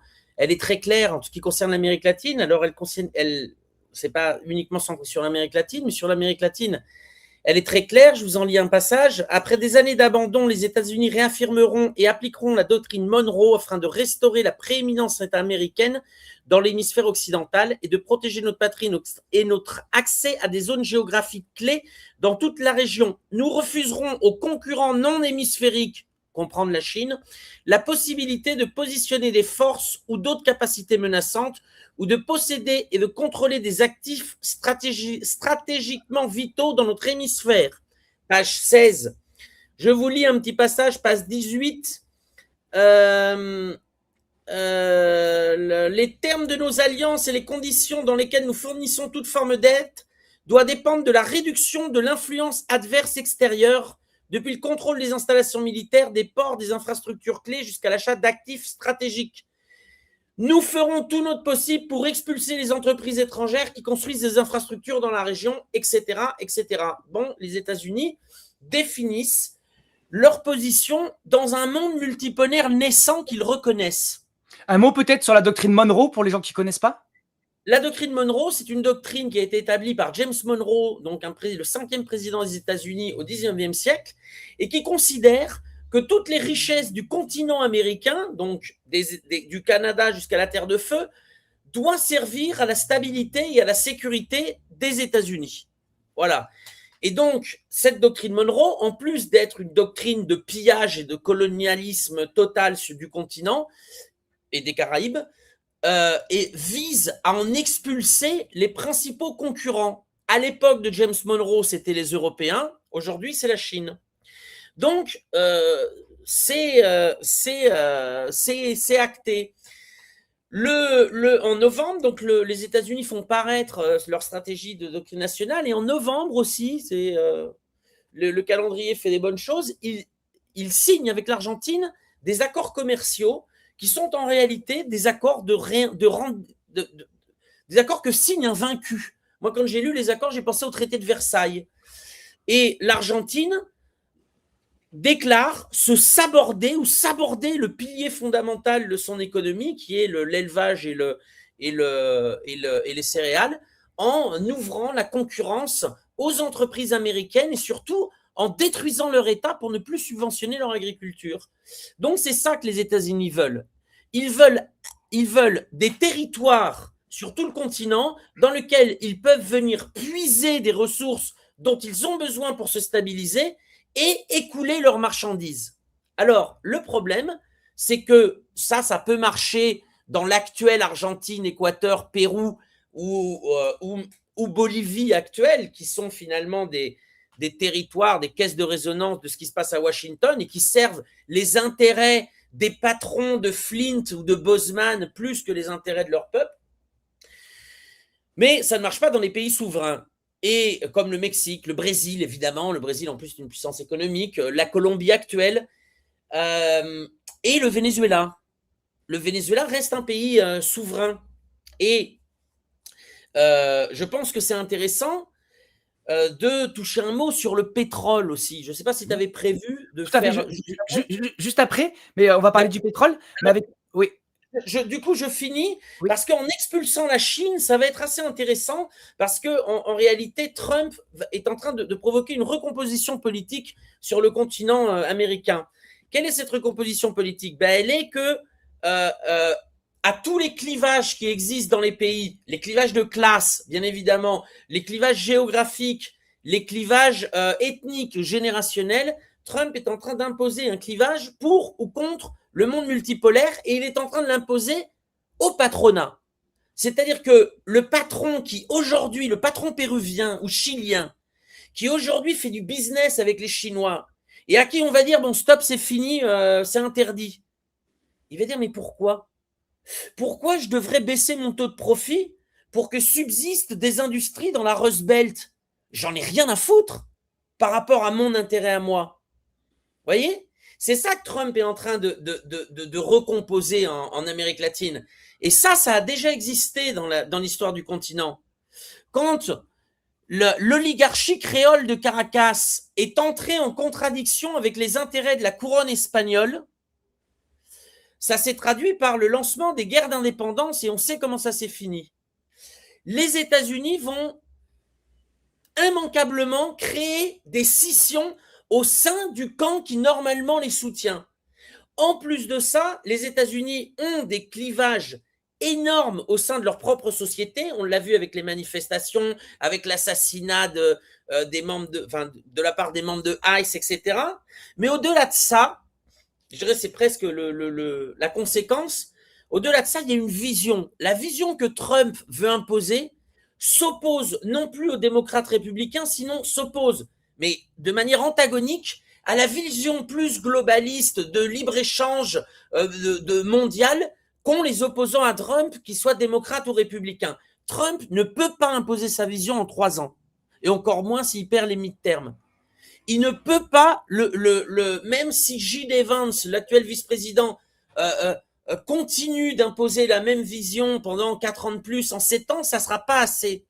Les États-Unis sont dans un antagonisme interne qui, immanquablement, les conduira à de graves crises internes, et qui, évidemment, ce qu'ils veulent mettre sous colonie, évidemment, en profiteront. Et je fais ma petite transition, mais c'est important de dire ça pour comprendre la position du Venezuela dans le réaccommodement de la loi sur les hydrocarbures et le réaccommodement du business pétrolier en ce moment. Là, j'ai fait une belle transition. Tu es obligé de parler de ça maintenant. Tout à fait. Non, mais on va parler de pétrole, c'est très important. Juste après, mais parce que Trump est un personnage quand même qui cristallise tous les discours très, très manichéens. Et c'est vrai que depuis plusieurs années, Donald Trump, il est parfois présenté, y compris dans des médias alternatifs, comme une figure de rupture opposée à le top profond. Vous parliez de cette dimension au libéralisme international et à tout, voilà, ce libéralisme sans frontières avec toutes les frais de douane qu'il a mis en place. Mais voilà, il est présenté comme opposé à l'État profond, hostile aux guerres interminables des États-Unis. Il est même présenté par certains comme un acteur de paix. Alors que pourtant, dans ce que vous nous présentez comme photographie, on a l'impression que la politique étrangère américaine, sur le long terme, il y a une forme de constance, même s'il peut y avoir des discours ou des éléments de langage qui évoluent. Un homme de paix, non. On ne peut pas le considérer comme un homme de paix. Il a bombardé le Nigeria, il a bombardé le Venezuela, il a bombardé l'Iran, il a fourni des armes à Israël pour exécuter le génocide à Gaza. Non, un homme de paix, on ne peut pas. Si on a deux neurones qui connectent, on peut lui reconnaître des qualités à la limite, mais un homme de paix, c'est pas possible. Mamigus, sur Donald Trump qui est présenté dans certains médias même alternatifs comme homme de paix, comme voulant arrêter les guerres interminables des États-Unis et opposé à l'État profond. Je viens de répondre. Non, mais je sais pas, non, mais parce que ça prend beaucoup de place aujourd'hui dans de nombreuses analyses et donc il y a beaucoup de citoyens qui sont exposés à ces analyses-là. Et donc je pense que c'est important d'apporter des éléments aussi qui permettent peut-être de faire évoluer et bouger les lignes par rapport à tous ces individus qui pensent que Donald Trump est vraiment ce président qui va arrêter cet impérialisme américain. Et au vu des éléments que vous nous apportez depuis le début de l'émission, c'est totalement contradictoire avec ce narratif-là. Donc, si juste un commentaire de plus, vous n'êtes pas obligé, c'est une proposition. Non, mais je crois que c'est une fiction qui est en train d'exploser complètement. On peut éventuellement, au début du mandat de Trump, être rentré dans ce discours. Tout le monde est parfaitement conscient que ça, c'est une espèce de lubie de Trump qui voulait le prix Nobel de la paix, qui est dans ce discours de la paix et qui, en réalité, veut dire, si vous êtes un homme de paix, vous n'envoyez pas en ce moment une flotte en face des côtes iraniennes, sans trop d'ailleurs savoir ce que vous allez faire. Mais avec éventuellement, indépendamment de tout ce qu'on peut penser de la situation iranienne, ce n'est pas des porte-avions des États-Unis qui vont résoudre la situation. Donc Donald Trump, ça maintenant fait rire tout le monde quand il dit qu'il est un homme de paix. Il continue on peut appeler ça un délire. On peut appeler ça un délire. Je rappelle alors, en termes d'anecdotes, je veux dire, Maria Corina Machado vient lui offrir sa médaille du prix Nobel de la paix, et 2 jours après, Donald Trump s'emporte contre le Premier ministre de la Norvège, je crois. C'est la Norvège, le prix Nobel, il ne faut pas que je me plante. Oui, c'est la Suède et la Norvège. Il s'emporte contre le Premier ministre en lui disant « De toute façon, vous n'avez pas voulu me donner le prix Nobel de la paix, donc la paix, je m'en fiche maintenant. » Bon, voilà. Donc, c'est quelque chose qu'il faut évacuer complètement. Les États-Unis ont une politique agressive qui s'exprime de manière différente. Trump est plus violent que les démocrates, mais je rappelle quand même que comment dire, la porte d'entrée de tout ce qui est en train de se passer en ce moment avec le Venezuela, c'est un certain Barack Obama, qui en mars 2015 signe un décret qui fait du Venezuela une menace extraordinaire et exceptionnelle pour la sécurité nationale des États-Unis. Je rappelle qu'en 2020, c'est l'administration de Trump qui met 25 millions de dollars sur la tête de Nicolas Maduro. On a ensuite, pendant 4 ans, Joe Biden. Je veux dire, ça demeure. Il va assouplir très légèrement les sanctions, mais les sanctions vont demeurer contre le Venezuela. Donc simplement, c'est les méthodes qui changent. Alors effectivement, en ce moment, Trump est en train de poser un problème, y compris à son propre camp, et par rapport à la question initiale, même dans son propre camp, on commence à considérer qu'on l'a élu parce qu'il se présentait comme un homme de paix, et qu'en réalité, il n'est pas du tout un homme de paix. Et il y a maintenant une division, on le sait, là pour le coup, il y a des gens qui connaissent mieux les États-Unis que moi ou que nous, qui disent que son camp MAGA est en train de se fracturer précisément à cause de sa politique agressive. Merci pour ces éléments complémentaires. On va venir maintenant sur le pétrole. Enfin, Michel Collomb rappelle souvent dans les 5 techniques de la propagande de guerre que les ressources des pays, évidemment, on n'en parle pas pour permettre de justifier dans le discours médiatique une guerre pour la paix, pour le bien des populations, pour la démocratie. Donc parlons de ces enjeux pétroliers. Le Venezuela, première réserve de pétrole du monde. Certains disent que c'est un pétrole qui n'est pas intéressant parce qu'il est trop dur à extraire. Il demande des technologies assez complexes. Quelle est la place du pétrole, selon vous, Romain Migus, dans ce conflit ? L'essentiel, je pense que si le pétrole n'était pas intéressant, je pense que les États-Unis ne seraient pas intervenus. Je pense qu'ils auraient laissé le Venezuela en paix depuis plus de 25 ans. Alors évidemment, il y a une dimension pétrolière, mais pas que. Hein. Il y a une dimension géostratégique, il y a une dimension symbolique aussi d'avoir attaqué le Venezuela. Mais moi, je voudrais dire un mot sur sur le pétrole vénézuélien, lorsqu'il y a un pétrole extra lourd, effectivement, dont certaines raffineries au Texas étaient spécialement designées pour recevoir du pétrole vénézuélien. Depuis les sanctions, elles n'en se recevaient plus. Elles ont été réaccommodées. Hein, ils ne sont pas restés à attendre. En revanche, le Venezuela avait, alors je dirais entre guillemets, nationalisé le pétrole dans les années 70, en 76 exactement, en réalité en rachetant de manière anticipée des concessions pétrolières aux grandes majors états-uniennes qui allaient dans les prochaines années retomber dans le domaine public. C'est pour ça que c'était à se critiquer comme une fausse nationalisation. C'était une nationalisation qui en fait nationalisait les pertes et les profits partaient sur une élite corrompue et puis en réalité dans les mains des grandes majors. Chavez, à partir de 2005, réopère une nationalisation avec une loi sur les hydrocarbures qui oblige toute nouvelle concession pétrolière à être en joint venture avec l'État, avec une participation de la pétrolière publique, PDVSA, à 51% d'actions.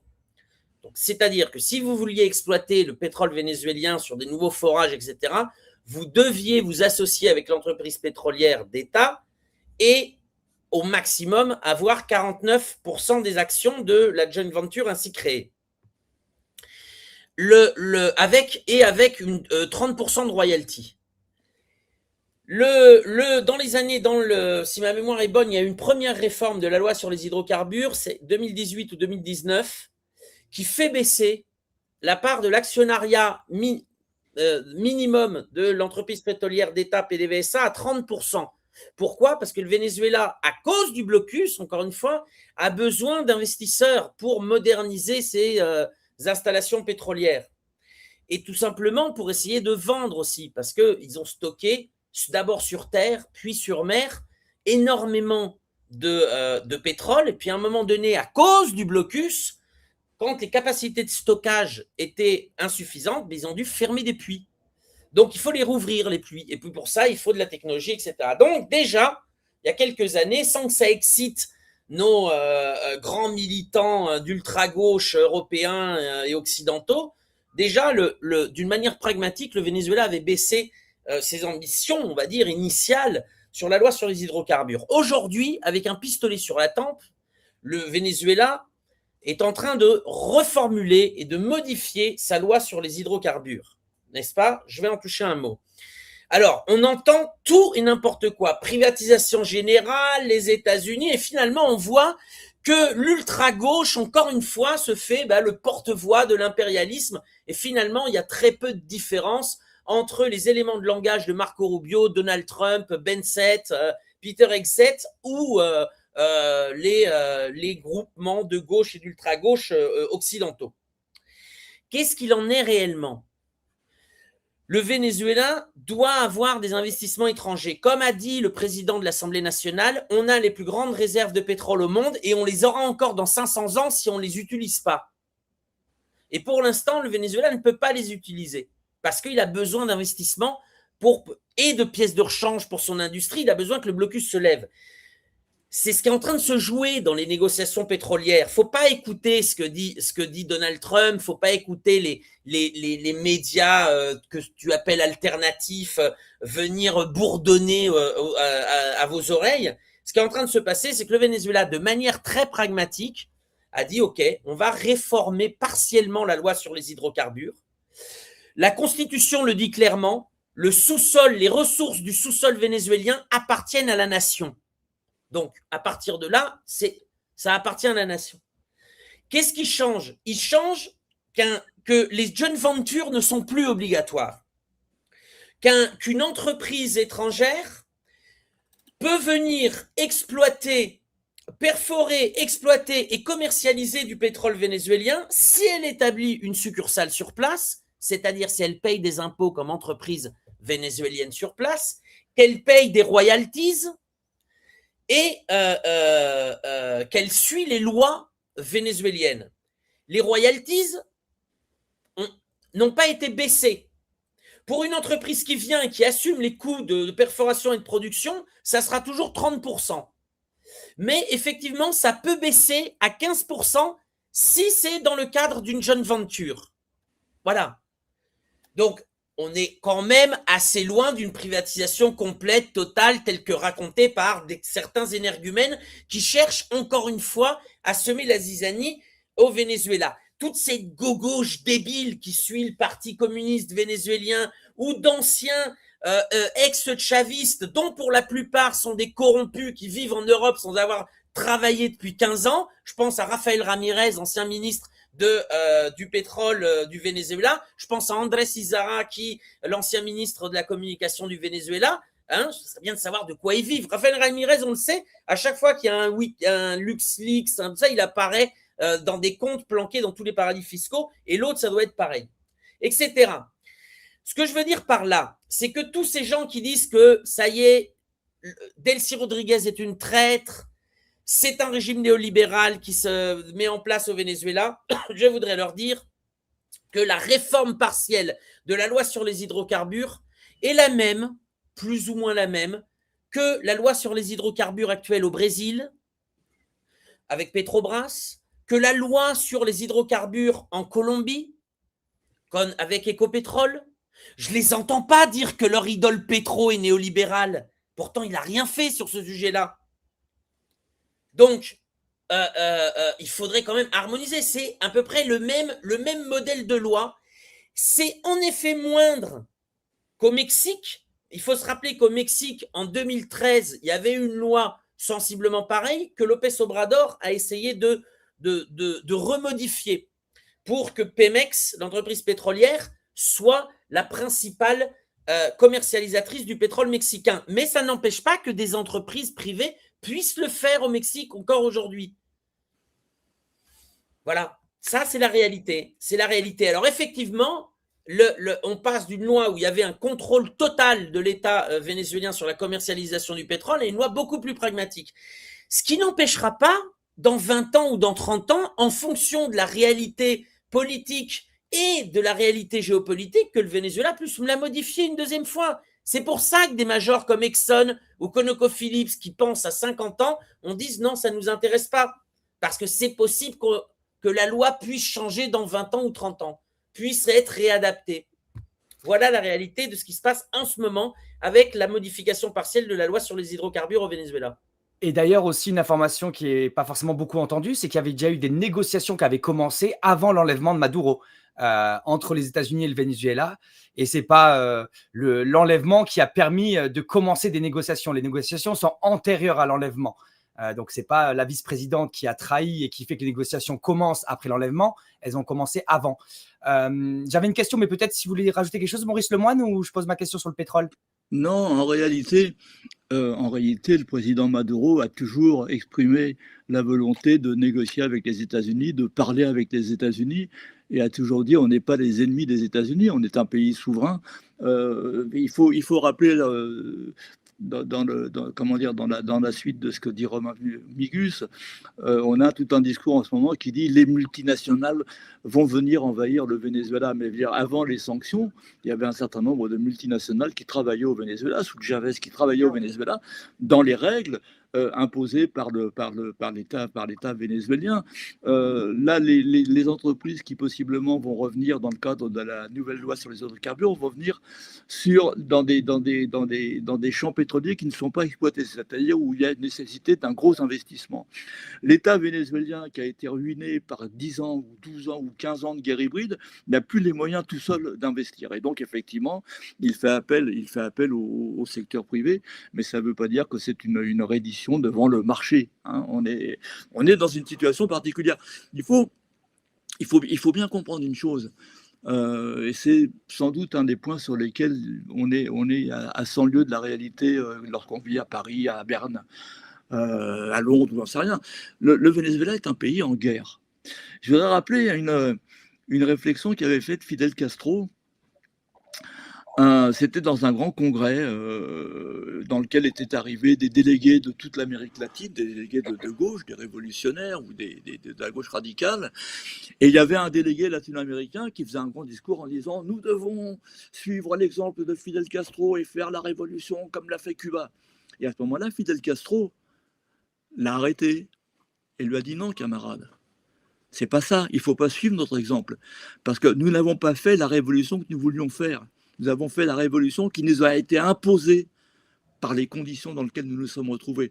Le Venezuela, en ce moment, dans les mois qui viennent, dans les semaines qui viennent, dans peut-être les années qui viennent, ne va pas faire de la politique qu'il a envie de faire. Il est obligé de s'adapter à une situation dans lequel, à laquelle il est confronté, c'est-à-dire une agression des États-Unis qu'il ne met pas dans la situation de la Suisse ou de la Belgique ou de n'importe quel autre pays. Donc effectivement, il va y avoir des reculs, il va y avoir des recompositions, il va y avoir la présidente par intérim, Delcy Rodriguez, l'a dit, il va falloir qu'on ait une prudence stratégique, une action stratégique, nous adapter à la situation pour reprendre ensuite une situation plus normale le jour où la situation va se décanter.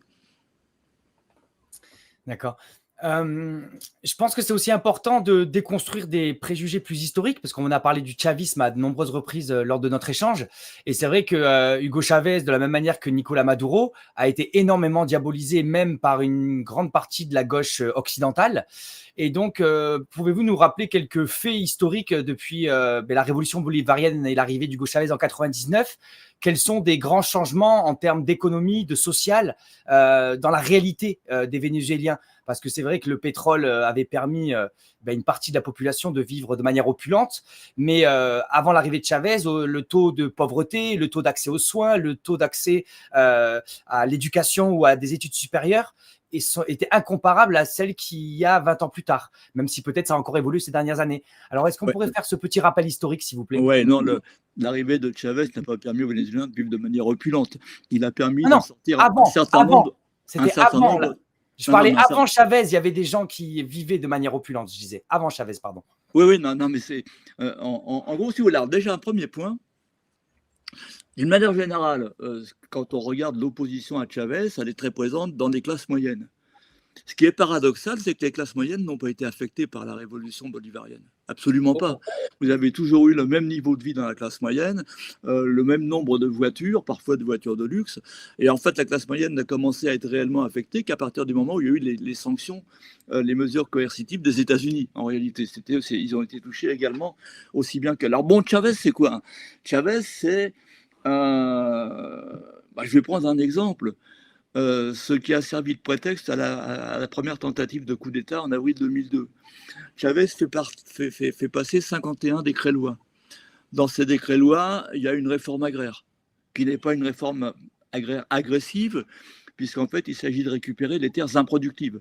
C'est-à-dire que les grands propriétaires qui cultivent leurs terres ne sont pas touchés par la réforme agraire. L'un de ces décrets-lois, c'est la loi sur la pêche, qui interdit aux chalutiers industriels de venir à proximité des côtes vénézuéliennes pour protéger la faune sous-marine et pour protéger les pêcheurs artisanaux vénézuéliens. C'est-à-dire que c'est une loi que nos écologistes trouveraient géniale aujourd'hui s'ils n'étaient pas tombés dans la détestation du Venezuela. C'est la loi sur les hydrocarbures qui fait que il est interdit de privatiser les ressources pétrolières et que les compagnies multinationales devront passer un accord d'association avec. Mais tout ça n'est pas. On pourrait presque dire que c'est social-démocrate en réalité. Chavez, quand il arrive au pouvoir, il n'est pas révolutionnaire. Il va se radicaliser précisément parce qu'il va se rendre compte que ce qu'on va appeler l'oligarchie pour aller vite veut l'empêcher de faire toute réforme. Et c'est à partir de ce moment-là qu'il va se radicaliser. Et le modèle de Chavez, il le dit depuis le début, Romain Mugus en a parlé au début de notre entretien, c'est la démocratie participative. C'est c'est mettre la richesse qu'à un moment, effectivement, a apporté le pétrole, à un moment où les prix du pétrole étaient très élevés, qui était une période extraordinaire, c'est la construction de routes, d'écoles, c'est les réseaux électriques, c'est toutes les grandes infrastructures qui a été complètement défaillante, et c'est pour les quartiers populaires un modèle et une grande respiration. C'est le moment où dans les quartiers populaires autour de Caracas, je veux dire, on s'intéresse à faire arriver l'eau, faire arriver l'électricité, des choses aussi bêtes que ça. Hein. C'est pas bon. Et puis Chavez va subir la première épreuve qu'est le coup d'État de 2002. Il va passer une deuxième épreuve qui est un référendum révocatoire en 2004 qu'il gagne avec 59% des voix. D'ailleurs, ce n'est pas des scores à la nord-coréenne. Hein. J'espère qu'il n'y a pas de Nord-Coréens qui nous regardent. Ce n'est pas une insulte, mais c'est pas... Chavez, quand il gagne une élection, Maduro, quand il gagne une élection, c'est pas avec 80% des voix, c'est pas avec 90% des voix, c'est avec 52, 53, 54, 55%. Et on est dans un système démocratique. Le seul problème du Venezuela, c'est que l'opposition n'a jamais accepté le chavisme. C'est-à-dire que chaque fois qu'elle a gagné une élection, parce qu'elle a gagné des élections, je veux dire, elle a eu en permanence des maires, des gouverneurs, des députés, chaque fois qu'elle a gagné l'élection, elle a accepté le résultat. Et chaque fois qu'elle l'a perdu, elle a annoncé qu'il y avait une fraude. Par exemple, si je prends le référendum révocatoire de 2004 contre Chavez, l'un des principaux dirigeants de l'opposition, Henri Ramos Alup, qui est un social-démocrate, a dit en 2004 il y a eu une fraude, Chavez n'a pas gagné le référendum, nous avons les preuves et nous allons les montrer. C'était en 2004. C'était en 2004, pardon, on est en 2026, on attend encore les preuves. Bon. Et on est dans le même phénomène. Excusez-moi, je reviens un instant sur la fameuse élection de 2024, celle qui fait que Maduro est considéré comme un président illégitime. On est quand même dans un phénomène extraordinaire. L'administration de Joe Biden se rend compte que tout ce qui a été tenté jusque-là, la déstabilisation, le président autoproclamé Juan Guaido, ça a échoué. Et donc il dit à l'opposition, bon, écoutez, vous allez retourner aux élections qui étaient boycottées systématiquement avant. Et l'opposition et le gouvernement vénézuélien se réunissent à la Barbade, dans l'île de la Barbade. Ils signent un accord en octobre 2023 dans lequel ils s'engagent à organiser des élections démocratiques dans le respect des institutions, dans le respect du Conseil national électoral, dans le respect de la justice vénézuélienne. Bien. On approche des élections et cette opposition qui a signé un accord annonce qu'elle ne reconnaîtra pas le résultat du Conseil national électoral, qu'elle aura son propre décompte. Imaginez en France un parti, quel qu'il soit, qui dirait « Nous ne reconnaîtrons pas le résultat du ministère de l'Intérieur, nous allons avoir notre propre décompte ». Et qui, le jour... Alors déjà, là, il y a un problème sur lequel personne ne bouge dans la communauté internationale lorsque c'est annoncé, ce qui pose une vraie question. Vous avez des pays comme le Brésil, avec Lula, comme Petro, qui devraient à ce moment-là réagir en disant « Mais attendez, qu'est-ce que c'est que ce bastringue ?» Et puis le jour de la fameuse élection, vous allez avoir une cyberattaque sur le Conseil national électoral, qui est prouvée. Je ne suis pas en train de vous affirmer des choses que je répéterai le gouvernement vénézuélien. Non, ça a été prouvé, y compris par une entreprise spécialisée en cybersécurité états-unienne.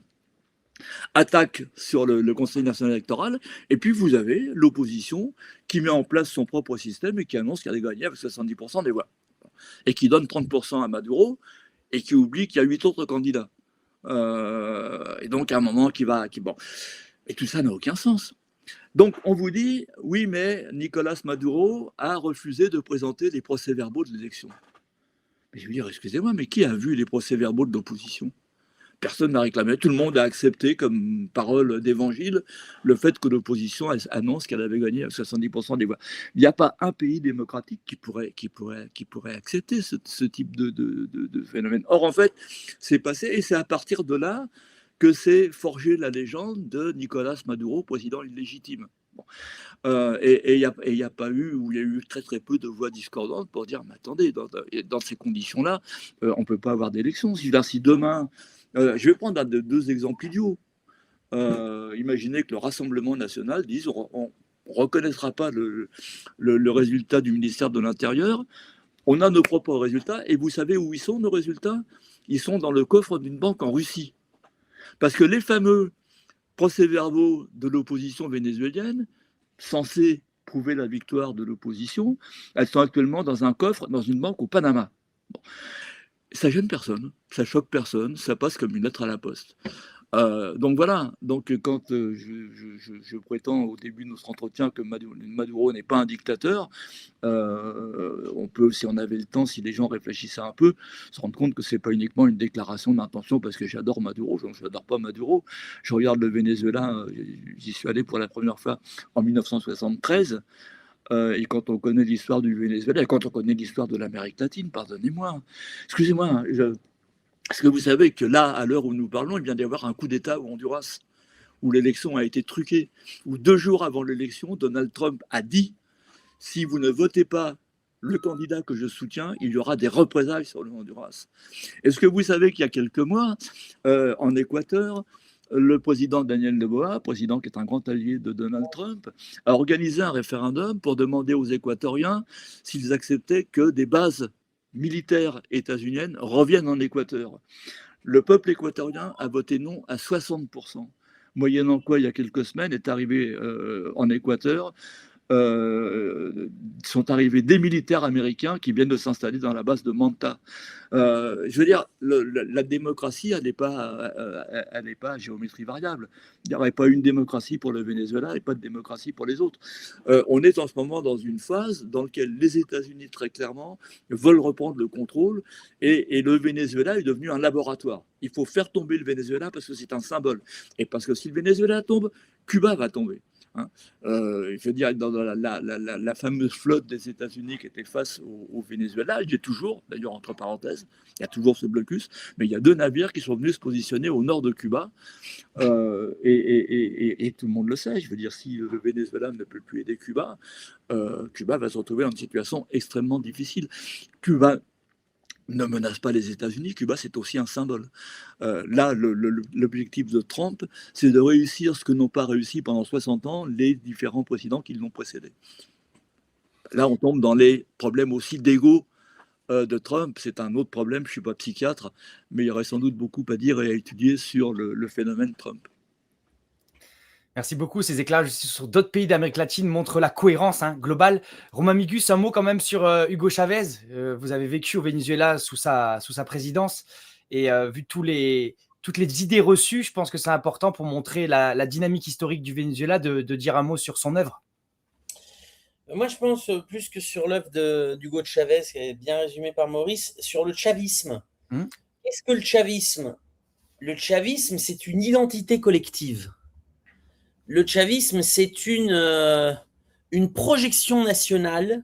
Le chavisme, c'est une cosmovision et c'est une manière de se représenter le monde et de le voir. C'est une dimension cognitive. C'est-à-dire que le chavisme, c'est pas seulement décider d'une politique ou d'une autre, c'est pas seulement, on peut pas le mesurer seulement à sa dimension ou à la conséquence de ces politiques en termes de réduction de pauvreté, etc. Parce que ça voudrait dire que dès l'instant où il y a eu des moments critiques, comme notamment sous le blocus, eh bien, le chavisme aurait disparu. Or, il n'a pas disparu. Donc, ça va plus loin que ça. Quand je dis identité collective, cosmovision, forme de se représenter le monde, c'est, comme je dis, un groupement collectif. C'est un commun, le chavisme.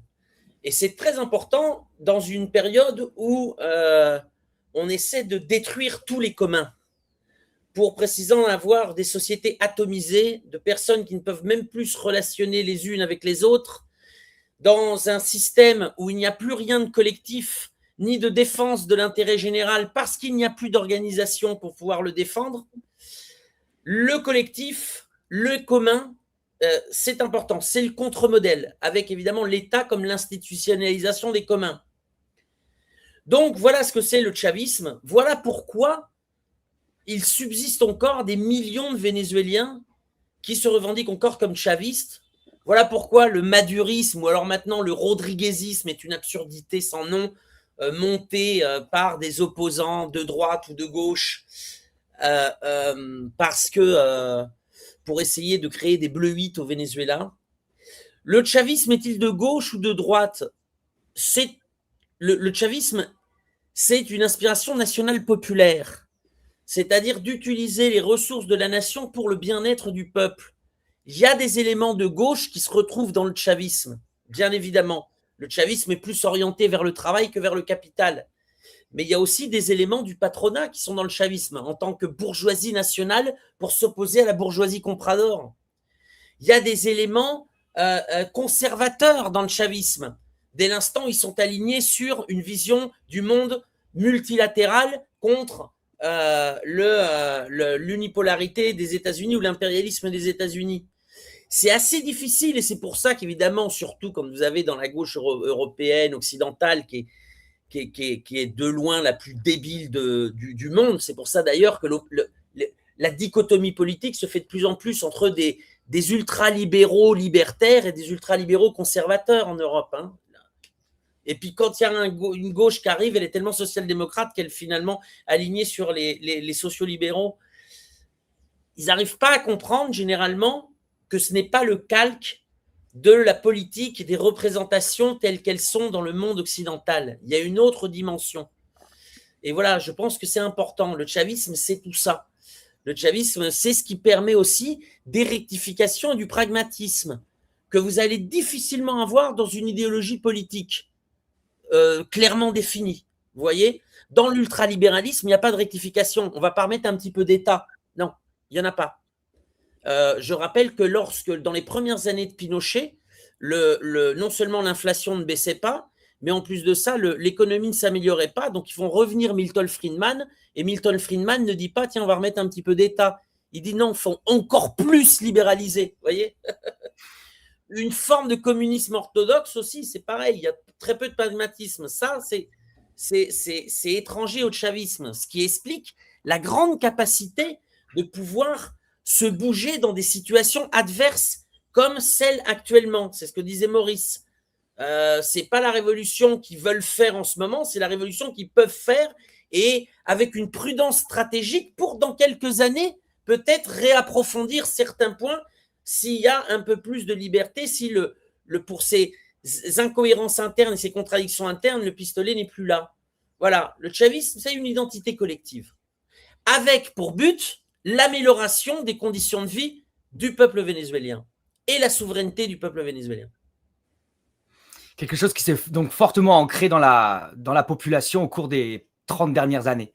Dans une partie de la population, comme il y a une dimension collective dans la migration vénézuélienne, ils ont leurs artistes, ils ont leurs chanteurs, ils ont leurs humoristes, ils ont leurs chroniqueurs, et ils se représentent, comme je vous dis, un Venezuela qui n'existe plus, ou que dans leur représentation commune. S'ils étaient 100 000, à la limite, ça ne serait pas très grave.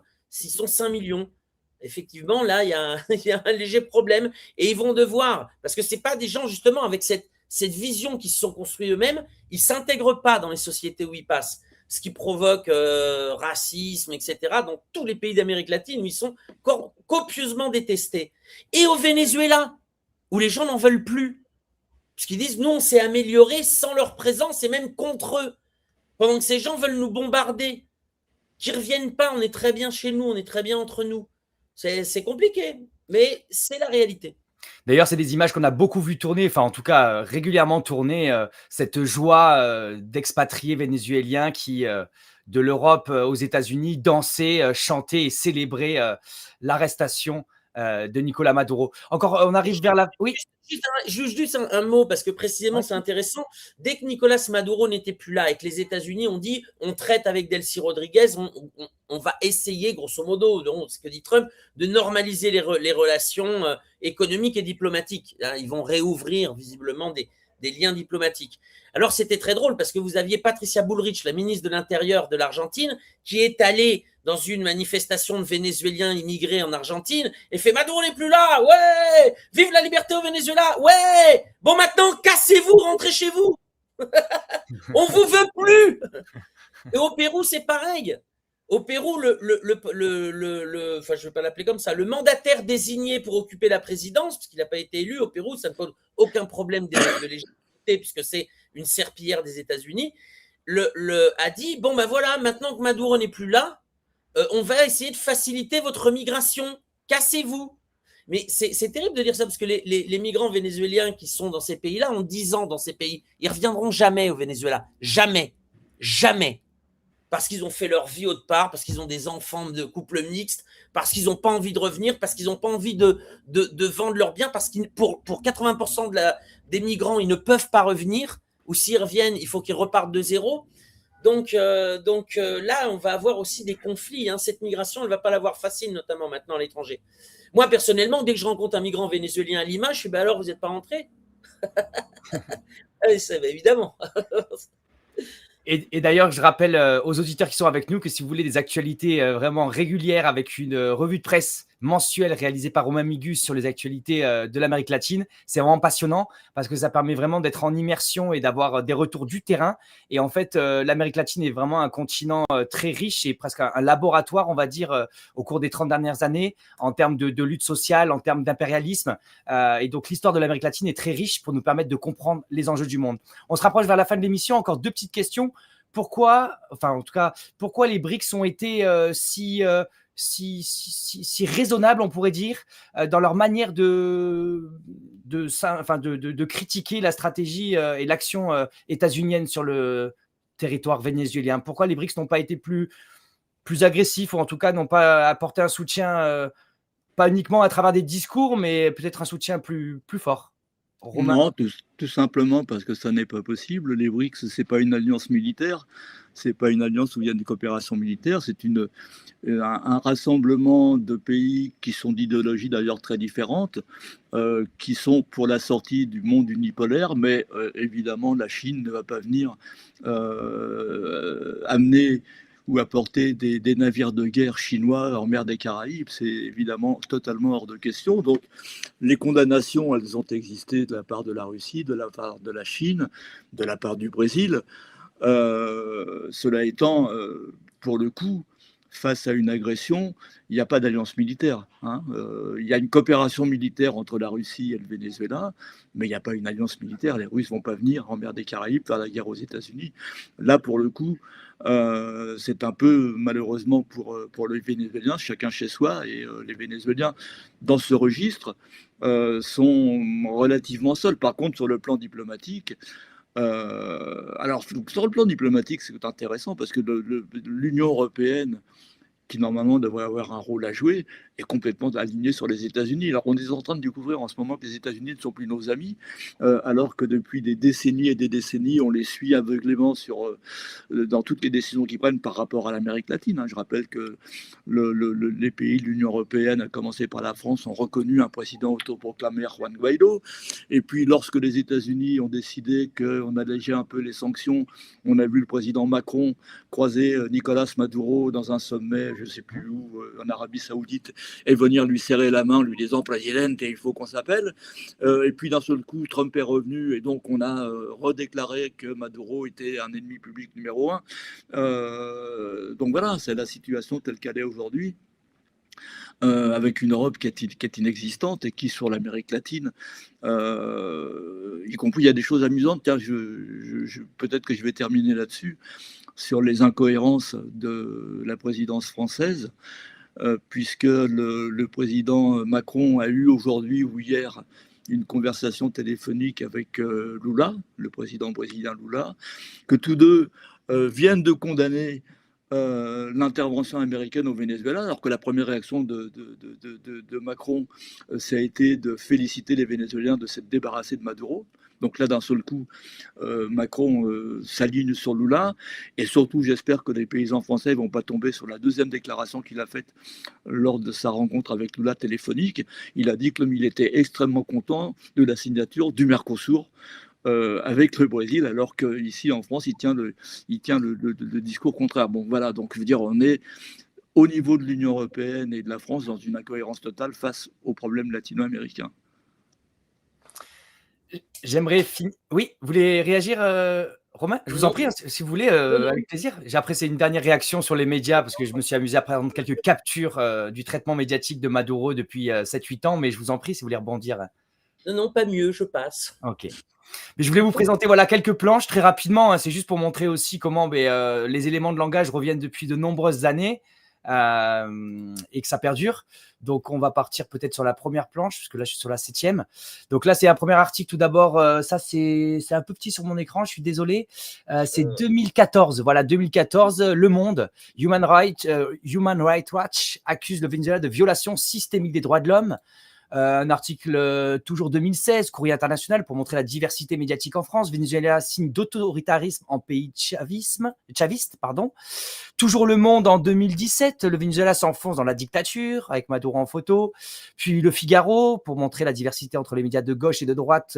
En 2017, Macron qualifie le régime de Maduro au Venezuela de dictature. BFM, Venezuela, plus de 40 morts dans les manifestations dans la semaine dernière, en 2019. C'est des exemples comme ça parmi tant d'autres. Il y en a des centaines, voire des milliers. Là, on est toujours en 2019. Plusieurs journalistes étrangers arrêtés au Venezuela, dont 2 Français. Et un dernier exemple, là, c'est l'Express qui nous dit « Crime contre l'humanité au Venezuela, la dictature de Maduro, pire que le Chili de Pinochet ». Donc là, on atteint quasiment le point Godwin, on pourrait dire. Et ça, c'est 2020. Voilà, donc merci à l'Express. Donc, en tant que média indépendant, et d'ailleurs, on remercie tous nos auditeurs et nos donateurs qui nous permettent d'avoir cette indépendance. Quel est votre regard sur ce traitement médiatique? Vous aussi, Romain Migus, journaliste, comment expliquer cette unanimité dans la presse française? Et c'est quoi votre constat aujourd'hui, vous qui suivez depuis plus de 15 ans cette actualité sud-américaine? Alors là, dans les exemples que vous nous avez donnés, c'est intéressant. Il y a quoi? Il y a 6 captures d'écran. J'ai vu qu'il y en avait 4 qui étaient de l'AFP, donc la même source en réalité. Une qui était du Courrier international, donc Courrier international ne rédige pas d'articles, ils prennent des articles, donc là j'imagine que ça doit être soit la presse d'opposition vénézuélienne, soit la presse d'opposition espagnole, il faudra regarder. Et puis Axel Guidens, qui est un journaliste propagandiste contre le Venezuela depuis 20 ans, qui s'était fait remettre à sa place par le propre Hugo Chavez lors d'une conférence de presse à Paris et qui avait étalé son ignorance du pays. Donc, là, on est dans de la propagande, en fait. On n'est pas vraiment dans du journalisme. Vous avez montré un article qui s'appelait Human Rights Watch dénonce des actes de barbarie ou je ne sais pas trop quoi. Je renvoie sur ma chaîne YouTube parce qu'avec Maurice, on a fait, il y a quelques années, en 2017-18, on a consacré 1h40 à démonter cette fake news qui est des exécutions extrajudiciaires au Venezuela. Hein. Donc, Amnesty International en dénonçait 7000, Human Rights Watch 18 000, et puis ma grand-mère 24 000. Donc, on ne sait pas vraiment qui avait raison. Voilà, ma grand-mère maintient que c'est elle, mais personne n'en est sûr, évidemment. En fait, tout ça a des buts, non ? Là, dans l'affaire des exécutions extrajudiciaires, d'une part, c'est de laisser une trace, et puis ça avait un véritable but, c'était d'empêcher l'accession du Venezuela au comité des droits de l'homme de l'ONU, au Conseil des droits de l'homme de l'ONU. Il y avait une élection, l'idée, c'était d'empêcher que des pays puissent voter pour le Venezuela. Ils ont perdu. Cette année-là, il a quand même été élu. Donc, c'est évidemment très difficile. Parler du Venezuela, c'est jamais simple. Comment en parler? C'est pas simple non plus. Évidemment, personne ne peut être objectif en parlant du Venezuela, en parlant de n'importe quoi d'ailleurs. Ce qui est le travail, quand vous allez sur place, en fait, n'importe qui va sur place, la première chose qui lui saute aux yeux, c'est qu'il n'y a pas de misère dans la rue, il n'y a pas de mendiants, il n'y a pas de clochards, on n'est pas à Paris, vous voyez.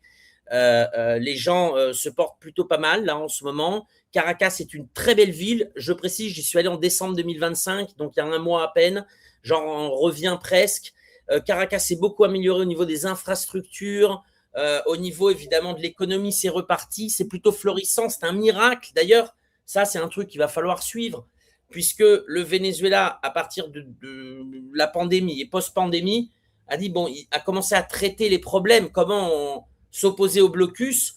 Alors non seulement en faisant venir par des actes d'importation pirate des aliments, des médicaments, mais surtout en relançant la production agricole et en devenant de 2016 à 2023, je crois, souverain au niveau alimentaire. C'est-à-dire aujourd'hui, les Vénézuéliens produisent 90% de ce qu'ils mangent. Et ça, c'est un miracle. J'ai fait une interview de l'ancien ministre de l'économie il y a 2 ans, je crois. qui me disait qu'il n'avait absolument jamais vu ça. On est revenu, en tout cas, à un cercle vertueux de l'économie vénézuélienne comme il n'y en avait plus eu depuis 100 ans. Alors, espérons que dans les négociations pétrolières, le Venezuela ne soit pas obligé par les États-Unis à importer des produits finis en aliments, qu'ils importent des tracteurs, qu'ils importent des graines, qu'ils importent des pièces de rechange, qu'ils importent pour tout ce qui est nécessaire pour booster l'agriculture, ça c'est fantastique, mais il ne faut pas évidemment recasser ce qui a été fait ces dernières années. Donc il y a beaucoup de défis par rapport au Venezuela. Ça, vous en entendez jamais parler dans les médias. C'est le monde parallèle, un peu comme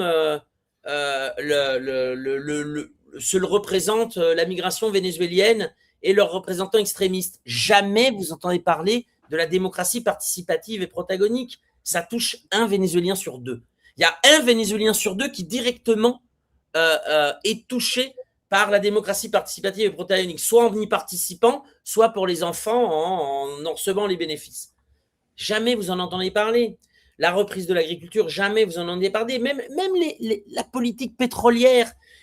Et là, je reste dans la politique fiscale du Venezuela, qui a été une des dettes du chavisme. Ça a été sur le tard qu'ils ont fait leur réforme fiscale, qui était un des thèmes urgents. Jamais vous en avez entendu parler. En fait, tout ce qui correspond à la vie sociale, économique, culturelle normale d'un pays, vous n'en entendez jamais parler. Vous n'avez que des informations visant à déstabiliser le pays. C'est-à-dire, les médias, quand ils parlent du Venezuela, n'en parlent que sous le prisme de la déstabilisation du pays. Généralement par des campagnes ou des opérations psychologiques fomentées à Washington ou à l'anglais. C'est pas normal. Je vous invite à découvrir ce pays, il est merveilleux. Il y a énormément de choses à voir, évidemment, dans la construction d'une alternative à l'ordre ultralibéral, unipolaire, d'explosion des communs, tel que les États-Unis voudraient le voir dans le monde entier, et qui, par exemple, se trouve au Pérou, qui est l'opposé, pour le coup, qui est vraiment le modèle le plus abouti du paradis libertarien. Vous n'en entendez jamais parler non plus. Les 52% des Péruviens qui crèvent la faim, un Péruvien sur deux. Les 43% des enfants péruviens qui sont atteints d'anémie, un enfant sur deux. Les chiffres, je pourrais vous en donner. Vous n'en entendez jamais parler. Donc effectivement, deux choses. Si vous voulez entendre parler de l'Amérique latine, allez sur les deux rives.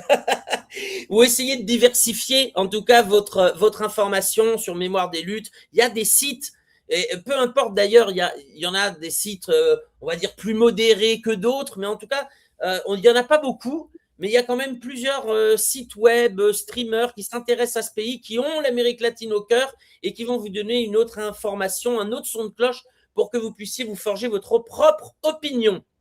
Voilà. Et quand on sait qu'en France, il n'y a même pas 300 000 Français qui sont encartés dans des partis politiques pour une population 2 fois supérieure à celle du Venezuela, ça pose quand même des questions aussi sur nos structures politiques en France, et on ferait bien de s'en occuper aussi. Une pensée pour les Français, nous sommes aussi présents en Suisse, en Belgique. Maurice Lemoine, sur ce traitement médiatique et à sens unique du Venezuela, sur l'intégralité de la presse française qui est quasiment unanime. Je vais aller me faire un café pour écouter Maurice. Voilà. Non, je ne vais pas repartir parce que là, on en a pour 20 minutes si on refait si on repart sur ce thème. Bon, ce qui est évidemment surprenant, c'est que l'opinion sur le Venezuela, elle est similaire de Libération à valeurs actuelles, c'est-à-dire qu'en fait, toutes tendances confondues, y compris des sites alternatifs. Non, je voudrais juste finir sur... Parce que dans les titres que vous nous avez proposés, effectivement, là, pour le coup, je vous conseille d'aller sur Mémoire des luttes, ce coup-ci, pas sur les deux rives, exceptionnellement. Et vous cherchez un papier que j'ai écrit il y a quelques années, au moment où Romain en parlait, qui s'appelle, ça doit être Contes et mécontes de curieux défenseurs des droits de l'homme, dans lequel, effectivement, je décortique comment on sort des chiffres qui sont complètement farfelus. Mais je vais juste terminer sur un exemple qui ne concerne pas du tout l'Amérique latine, sur lequel je n'ai pas d'opinion, je ne suis pas spécialiste, sur l'Iran en ce moment. Je ne suis pas spécialiste de l'Iran, donc je ne vais pas prendre position, j'ai quelques idées, mais je ne prends pas position sur ce qui se passe en Iran. Il y a 4 jours, le matin de 4 jours, bon, du fait de ma profession, j'écoute les médias d'information, c'est pas par plaisir. Il y a 4 jours sur France Inter, on annonce répression terrible en Iran, 3000 morts. Et puis le soir, je regarde BFM TV, c'est répression terrible en Iran, 5000 morts. Et puis le lendemain, la matinale de France Culture, Guillaume Erner, absolument bouleversé, répression en Iran, 30 000 morts. Le soir, sur France Info, on est à 50 000 morts. Le lendemain, c'est-à-dire hier, je réécoute, ça doit être France Culture ou France Inter, c'est 3 000 morts, mais sans doute beaucoup plus. C'est-à-dire qu'en réalité, moi, là, en tant que citoyen, pas en tant que journaliste, je ne sais pas du tout ce qui se passe en Iran. Et comme je connais le cas du Venezuela et que j'ai assisté au même phénomène sur le Venezuela, je me pose des questions sur l'Iran. Je veux dire, en gros, ce que je veux dire, c'est que je n'ai plus aucune confiance dans les médias. Et que simplement, le citoyen et les citoyennes qui nous regardent, faites le même constat que moi. Je suis incapable de vous dire aujourd'hui s'il y a 3000 morts en Iran, s'il y en a 50 000. Et tout ça, ça peut participer. Et je rajoute, et là encore, je précise bien que je ne prends pas position sur ce conflit, mais qu'il y a quelques jours, j'ai vu le secrétaire au Trésor américain dire « Nous avons imposé des sanctions à l'Iran, nous avons détruit l'économie iranienne, et regardez, les Iraniens sont dans la rue. » C'est-à-dire que, et là, pour le coup, ça me ramène au Venezuela, parce qu'on est quasiment dans un décalque. Après, il y a sans doute des problèmes intérieurs en Iran sur lesquels je ne m'attends pas, parce que ce n'est pas le sujet de ce soir. Je rajoute, Maurice, tu aurais pu raconter aussi l'anecdote qui était très drôle sur le cas du Nicaragua et de la Confédération des droits de l'homme nicaraguayenne. C'est un cas d'école. Donc c'est pareil en fait. Donc c'est l'équivalent de la Ligue des droits de l'homme nicaraguayenne. Et puis qui parle de 100 morts, 200 morts, 300 morts, 500 morts pendant la tentative de coup d'État insurrectionnel de 2018.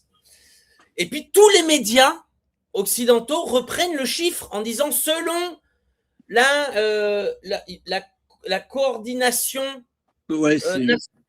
coordination nationale des droits de l'homme du Nicaragua, il y a 500 morts, 600 morts, puis après on ne sait même plus les chiffres, ça part, etc. Et tous les médias le reprennent. Et puis quelques mois plus tard, il y a une conférence à Managua de cette Ligue des droits de l'homme nicaraguayenne. Le président a fui au Costa Rica, et donc c'est les autres membres de l'administration de l'association qui donnent la conférence de presse dans laquelle ils se plaignent parce que le type, leur président, est parti avec la caisse qui s'élève à peu près à 500 000 $. Et les mecs te disent, en fait, on était payé au nombre de morts qu'on annonçait. Plus on annonçait de morts, et plus on recevait de subventions.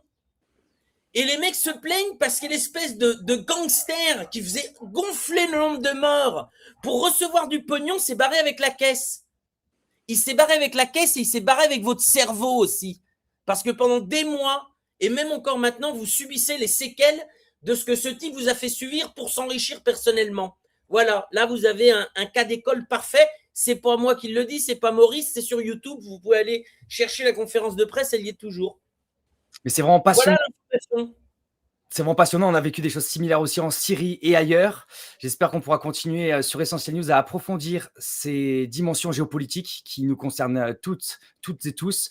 Vraiment, avant de vous quitter, un grand merci à vous deux pour la qualité de vos analyses, pour le temps que vous avez pris ce soir sur Essentiel News et pour la clarté aussi de vos éclairages. Parce que même dans la presse alternative, c'est pas forcément facile d'avoir des personnes qui connaissent bien l'Amérique latine, en particulier le Venezuela. Vous avez vécu sur place, vous êtes allé régulièrement sur place, vous avez écrit des ouvrages. Donc, Maurice Lemoine, on peut vous retrouver à travers plusieurs ouvrages de référence sur l'Amérique latine, le Venezuela et les logiques impérialistes. Je le dis en introduction, notamment Venezuela, chronique d'une déstabilisation, édité en 2019. Donc un ouvrage essentiel pour comprendre. Et qu'on va republier, actualiser dans quelques semaines. Eh bien, super, merci pour cette précision, voilà, qui permet vraiment de comprendre la stratégie de déstabilisation de la révolution bolivarienne sur du long terme.